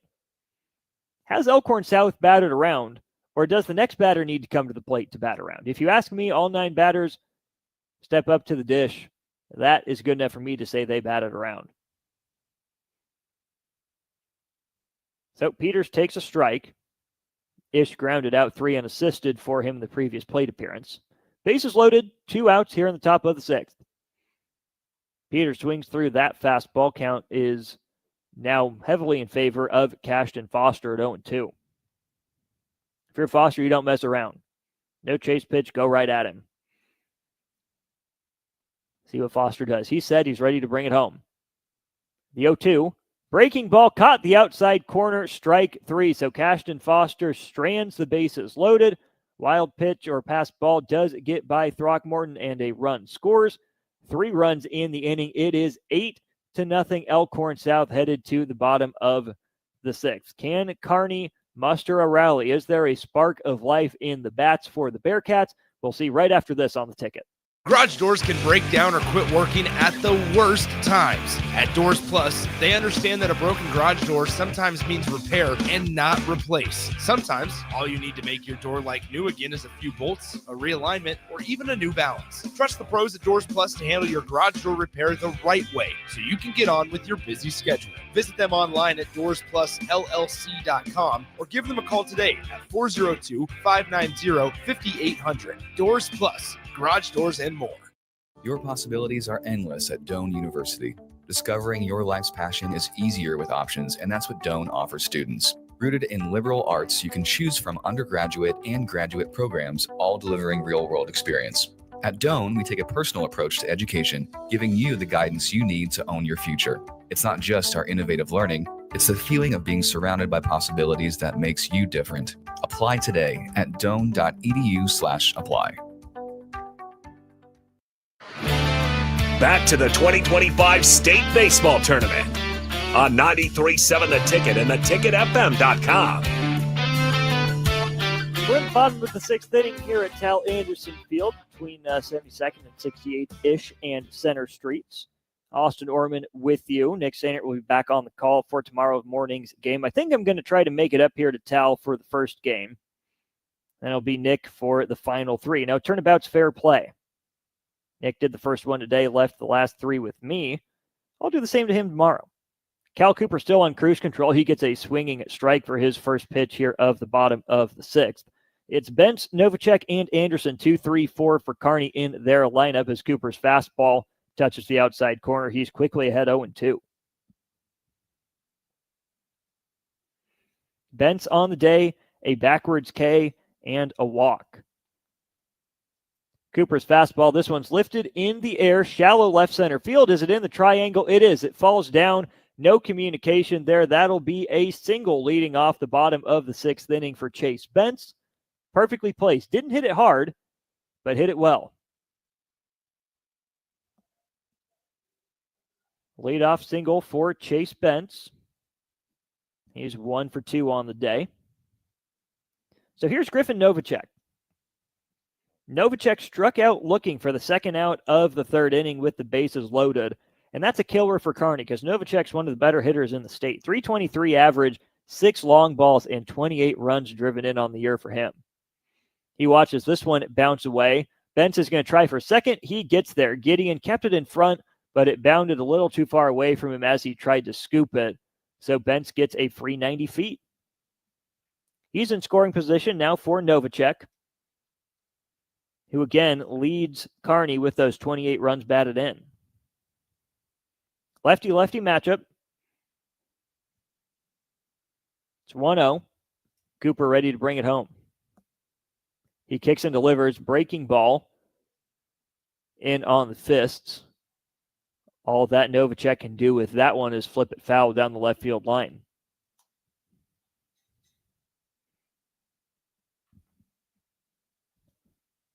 One and one the count. Cal Cooper thrown 77 pitches through 5+ innings.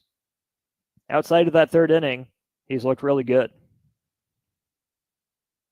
Novacek looking for his first hit of the day, the 323 average coming in.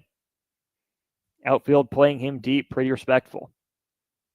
Breaking ball froze Novacek again. 1-2.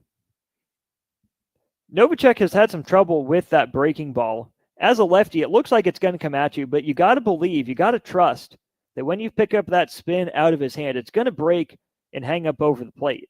Now, it wouldn't tempt me if Cooper brings that breaking ball again. He goes with the fastball instead. It'll be a ground out for Novacek, who made it a close play at first. So 4-3 on the out. It does advance the runner. So a productive out, but not really what you're going for if you're Kearney right now, down to your final 5 outs now, and you still need 8 runs just to tie.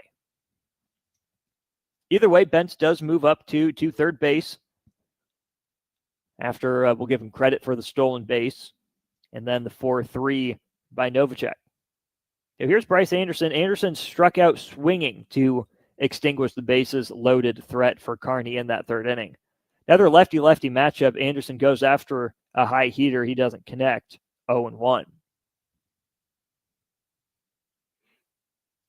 Anderson, a good hitter in his own right, a 4.05 average. Tops on Kearney's team, 32 of 79 on the year. Drove in 16 runs. He flips his hand up, didn't agree with that strike call as he's down in the count now 0-2. Anderson is grounded out to second and struck out. Looking to put his team on the board. Cooper's 0-2. That one was outside. It's called a strike 3. Anderson gets rung up. There's the second out of the inning. Had a pretty clear view of that one. It was not over the plate at all. I hate to assign motive, but that felt like a call that was brewing given Anderson's reaction to the previous pitch. Throckmorton tries to call time. It's not granted. Didn't do it in a demonstrative way. Just kind of flashed his hand up there. He was not necessarily ready for that pitch. He swings over it for strike 1. Kearney's just looked out of sorts pretty much all day. Waha wasn't dominant. He did his best to hang in there, but the offense couldn't get anything going as Throckmorton flails and misses at that one. Now he's down in the count 0-2. Throckmorton had that 1-out double in the second inning. Ground rule variety, hopped over the left center field wall. Now he calls time, trying to throw Cooper off his rhythm, gets it granted this time. Runner at third, 2 outs for Kearney. 4 outs to go, trailing by 8 runs. Now Cooper calls time. He wants to step off and reset. Cooper's in the stretch with a runner at third base. Back turned toward him. He's looking at his own dugout as a lefty. Throckmorton, the righty, awaits the pitch. That one low and out with the fastball, counts 1-2.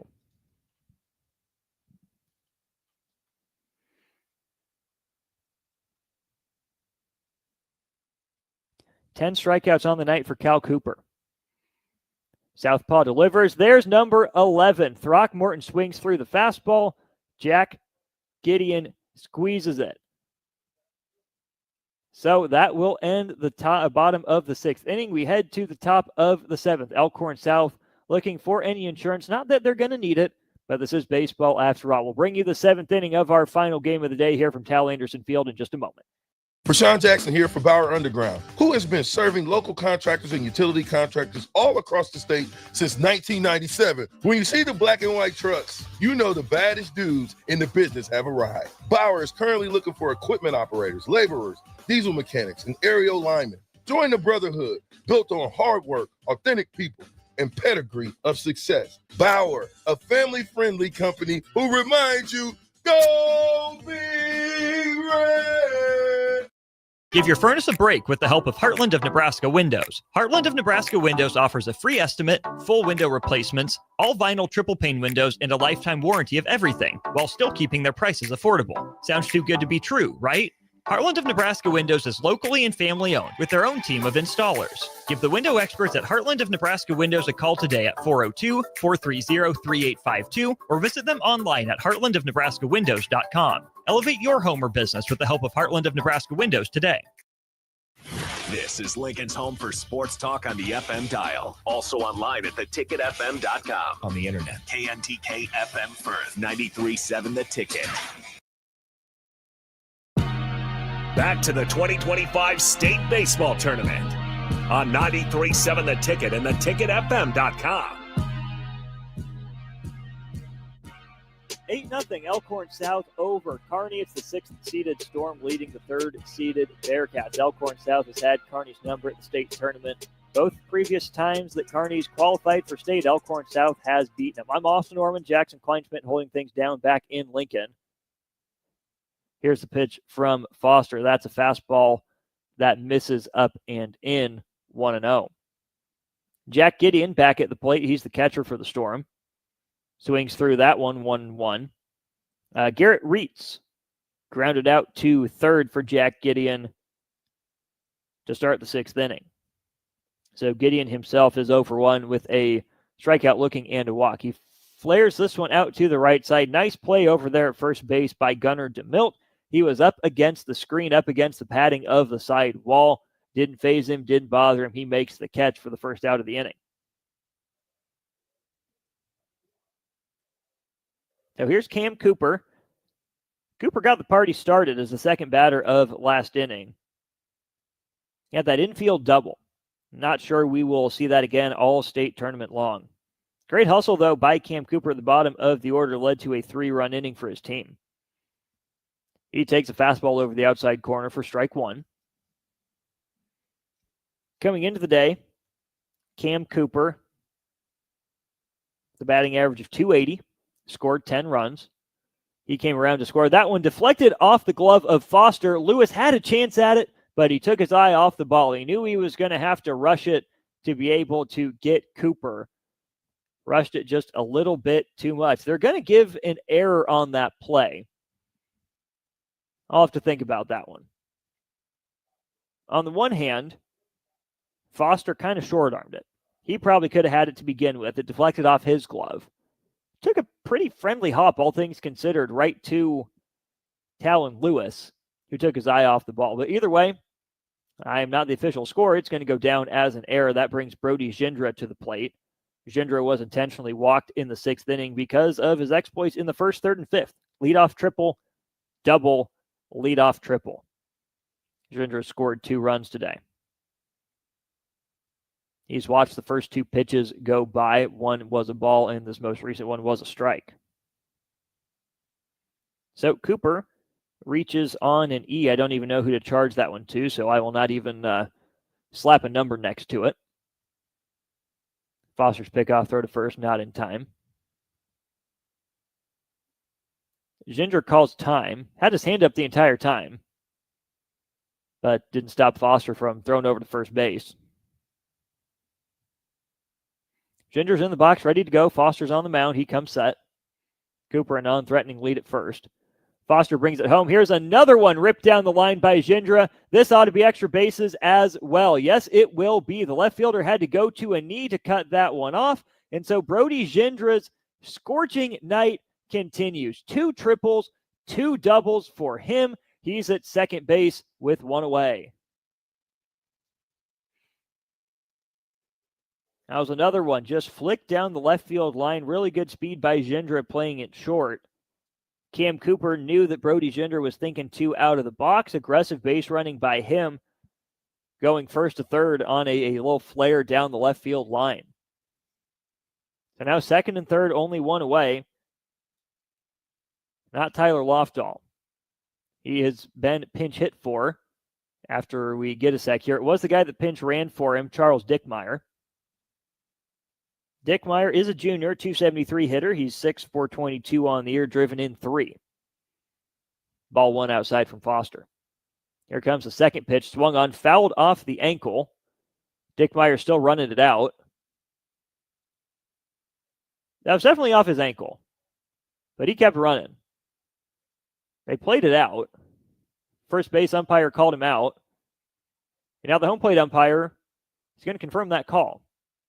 If you're Dickmeyer and that hit you in the ankle, you just stop running. You're going to have a conversation here between a coach and the first base umpire. Very short conversation. One of those, hey, let's just keep it moving. This one is all but over. Again, it's the game of baseball. Never say die. Never know. But I do appreciate Elkhorn South not throwing too big a stink about that. We'll put that one on Dickmeyer. We'll call that a 1-3 ground out. So here's Owen Musel. He's driven in a couple runs, one of them on a sac fly, one on a single in his most recent at bat on a bases loaded walk. And now we have a balk call. Second balk of the game out of Kearney, so that will push Cam Cooper in to score the 9th run of the game for the Storm. I was looking down for Owen Musel's line score today and missed what the balk was. So Cooper trots home to score. Gindra's at third, 2 outs for Musel. Righty-righty matchup with Foster. Musel first pitch swing, and he's on it back to the screen, 0-1.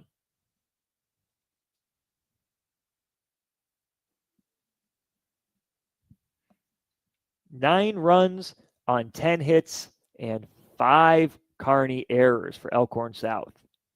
Here's Cashton Foster, brings it home. There's a fastball off the plate, but called a strike, 0-2. Musel didn't like that one, but I think he's learned his lesson. We're not going to say anything to the home plate umpire. So Foster way up in the count, 0-2. Musel's ready for it. Here comes Foster. Musel's going to poke this one into center field. Is it going to get down? It will. 4 RBI day for Owen Musel. Brody Gindra trots home to score easily, and it is officially a double-digit lead at 10-0 for Elkhorn South. Owen Musel gets his 4th RBI of the day. 2nd RBI single. Here's Marcus Gorup, freshman batting cleanup for Elkhorn South. On the day, he has flight out to right field, struck out looking, RBI sac fly, and RBI single. He takes a ball low, 1-0.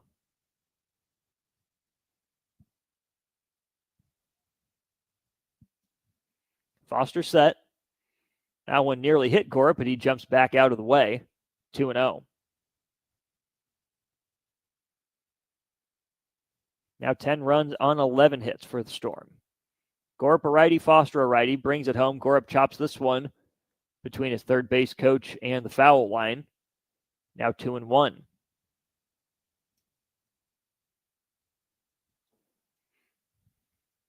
Well, if you start turning your attention to Monday, These teams in Class A get tomorrow off. They also get Sunday off. Your winners bracket games will be Lincoln East against Millard South, and then it will be Millard North versus, it's looking increasingly likely that this will be Elkhorn South up 10-0. Your losers brackets game will be Papillion La Vista versus Millard West, and then Papio South most likely versus Kearney.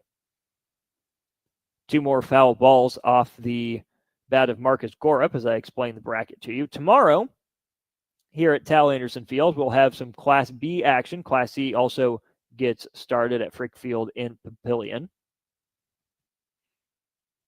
We'll have Class A again on Monday at Werner. Gorup flares this one foul over to the right side. Hit the top of the screen and rolled back into the field, but a good snag by a player down along the side.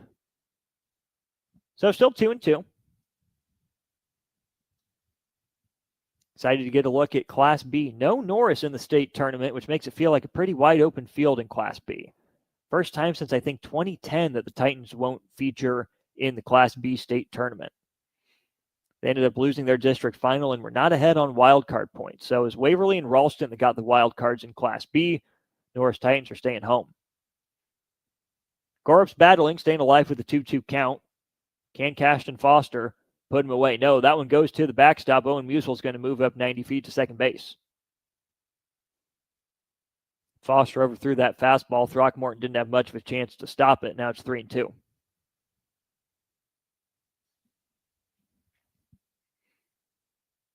Nebraska baseball loses on a walk-off. Nebraska softball gets a run rule victory. As Gorup fouls another one back to the screen. Good at bat brewing here. We get a check on the Royals score. I knew at one point they were down 3-0 before a Vinny Pasquantino home run. Sounds like a run got balked home. Ooh, top of the 8th. It is 7-2 St. Louis in the I-70 series. Here at Tal Anderson, it's 10-0 Elkhorn South.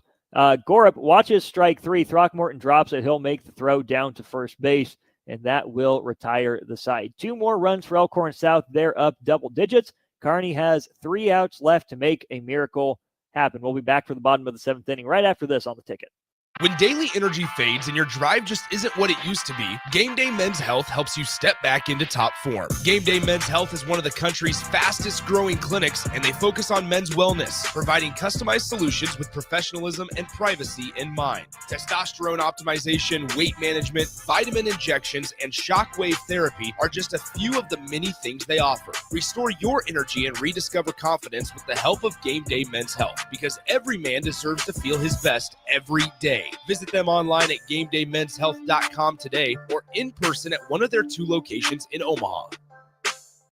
Jumpstart your summer to the max. Walk into any Max Tan in Lincoln and get a $5 standing tan session or a $5 red light wellness booth session. Your summer tan starts today with $5 sessions at Max Tan with 3 Lincoln locations. Garage doors can break down or quit working at the worst times. At Doors Plus, they understand that a broken garage door sometimes means repair and not replace. Sometimes, all you need to make your door like new again is a few bolts, a realignment, or even a new balance. Trust the pros at Doors Plus to handle your garage door repair the right way so you can get on with your busy schedule. Visit them online at DoorsPlusLLC.com or give them a call today at 402-590-5800. Doors Plus. Garage doors and more. Back to the 2025 State Baseball Tournament on 93.7 The Ticket and theticketfm.com. Got a relief pitcher on now for Elkhorn South. Can't tell. That looks like that is number 8. It's either number 8, Devin Meyer, or number 6, Caleb Uphoff. Either way, they will have an ERA of over 5.5, but their team is clinging to a 10-0 lead. Up to bat for Kearney, here is Gunnar DeMilt. He gets plunked by the first pitch, so he's trotting down to first base. It is Uphoff, according to the scoreboard. They just flipped it up there. So, Caleb Uphoff, Jr., 1-3 on the year, 6.43 ERA. He plunks DeMilt with his first pitch of the night. 10-0 Elkhorn South. Now here's a pinch hitter for Kearney. Will be number 8, Keaton Wemhoff. pinch hitting for Devin Carroll. Wemhoff a righty, as is Caleb Uphoff. Uphoff comes sets at the letters. Delivers home fastball swung on. This one is lifted in the air, left center field. Tough play in no man's land. Coming in is the center fielder. Going out is the shortstop. It falls between them, and DeMilt scampers to second base. That's a tough play. I think either one of those guys could have got it if they put their heads down and communicated. It's going to go in as a hit for Keaton Wemhoff. We have him a single. He's aboard at first after the hit by pitch for Gunnar DeMilt.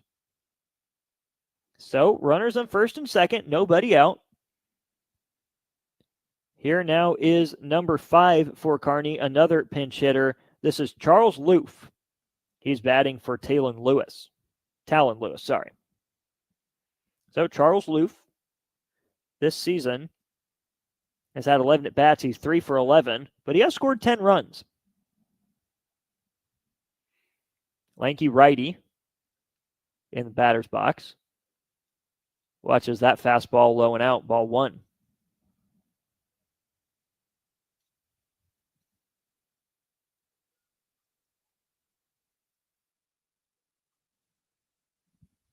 Uphoff set, ready to go, down in the count 1-0. Fastball right down Broadway, strike 1.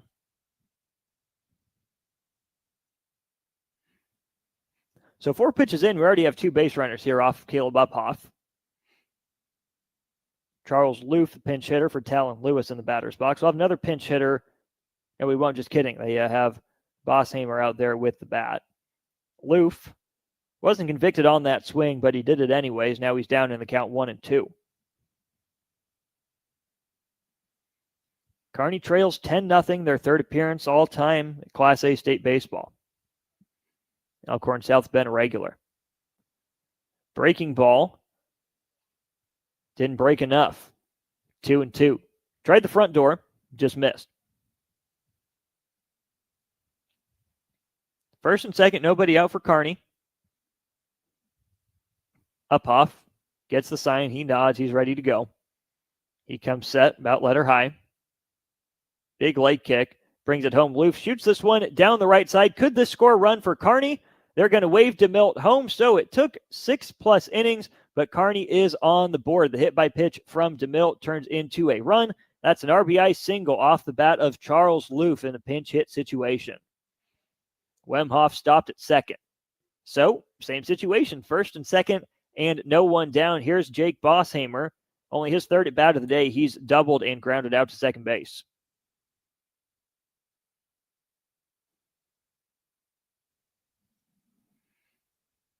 Bosshamer is a sophomore, 266 hitter, driven in 10 runs on the year.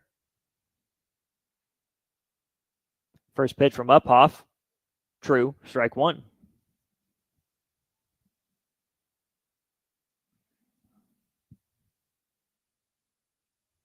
Wind has died down a little bit, still enough that you can see the American flag, the Nebraska State flag, and the NSAA flag waving in left center. That ball is going to bounce to the backstop over the head of Gideon.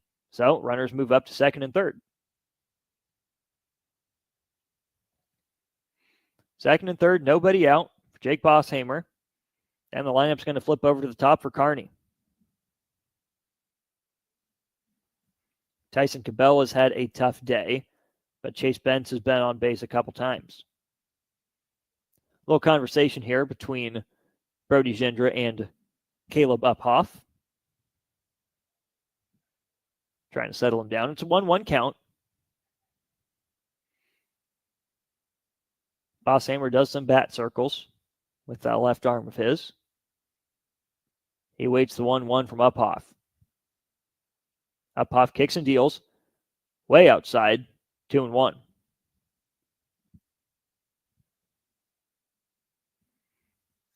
Two and 1 the count, 10-1 the score. Here at Tal Anderson Field. Big thank you to the University of Omaha and the NSAA for their help. Bosshamer lifts this one down the left field line. Medium depth. Will it be deep enough to score a run? Relay throw to third is cut off. We will not get the throw home from Gorup. So there is the first out of the inning. but it does push a run across. That's a sac fly from Jake Bosshamer. Kearney's put up 2 here in the bottom of the 7th. So Keaton Wemhoff comes around to score after his pinch hit single. That's a sac fly for Bosshamer. 1 away. Flip back to the top of the order for Kearney. Here's Tyson Cabela. He reached on a walk in that 3rd inning, got as far as 3rd base, but couldn't come around to score. First pitch from Uphoff. Fastball's in there for a strike, 0-1. Cabela hits .274. He's 26 of 95 on the year, scored 21 runs. He's a right-handed hitter, waiting the pitch. Runner on second, 1 out for Kearney. Here's Uphoff. He delivers home. That one's high, 1-1, sorry, 1-1.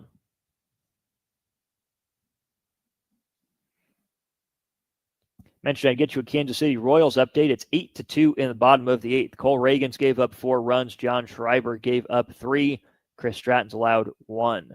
Vinny Pasquantino had a homer. Kyle Isbell tripled as that ball's in the dirt, 2-1.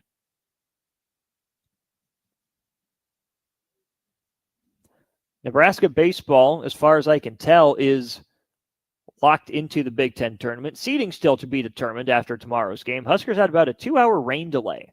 Led 4-3 at that point, then Purdue walked it off with a 2-run bomb. Typical Purdue hijinks. Cabela trying to do way too much on that one. He chases a fastball that I'm not sure has been hit in the history of humankind. It's 2-2. I don't think that was a give-up swing. I think that was a trying to do too much swing from Cabela. Thought he was getting a fastball. Did not wait to see where it was headed. Uphoff delivers, and Cabela strikes out. So there's the second out of the bottom of the 7th inning. Kearney down 10-2 and down to its last out. Here comes Chase Benz. He's the right fielder. Active day in right field defensively for him. He's also been on base a couple times. After he struck out looking in the 1st, he walked in the 3rd, was the final base runner of that inning, and then he singled and made it all the way to 3rd in the 6th. Caleb Uphoff, 1 out away from sending his team onto the winner's bracket. First pitch to Bentz is a ball. Uphoff quickly ready. Here comes the 1-0. Swung on, fouled back to the screen. Count runs even, 1-1. All right, got some jerseys exiting. Miami Vice, Boston Celtics, Ray Allen, and Kobe. Yellow Kobe. Yellow Lakers Kobe, obviously. 1-1 to Bentz. Right-handed batter. Waits the pitch from the right-handed Caleb Uphoff. Fastball upper part of the zone, 1-2.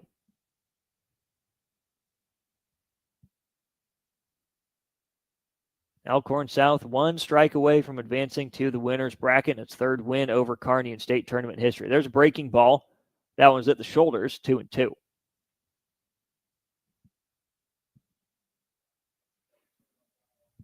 It's really the Brody Gindra show for Elkhorn South offensively. And Cal Cooper did his part. There we go. That is the end of the game. Chase Benz strikes out swinging. Kearney puts up 2. And that's where their rally falls short. We won't go to break. We'll keep it right here and put a bow on this one. Elkhorn South, for the 3rd time, beats Kearney at the state tournament. Bearcats are probably sick and tired of seeing the storm. Every time they've been to state, they've played Elkhorn South and lost. 10 runs on 11 hits for Elkhorn South. 2 runs on 5 hits for Kearney. Elkhorn South was clean in the field, at least relatively so. Certainly compared to Kearney, the Bearcats have 5 errors on the day of every variety. Fielding, throwing, catching, blocking, you name it. It was not a clean game from Kearney, who, like I mentioned, making just its 3rd appearance in the Class A state tournament. They were here in 2019 and 2022. But Elkhorn South proves its tournament medal. They move on to the winner's bracket. They will play Millard North. So the last 2 games of the day were seeding upsets. You have the 1 versus the 4 on the top half of the Class A bracket, and you have the 6 versus 7 on the bottom half, at least on the winner's side. It is double elimination. No one sent home yet today. Kearney didn't waste a trip out to Omaha. Their season is still on the line, and that will be on Monday. So for Monday, let's set it up in Class A.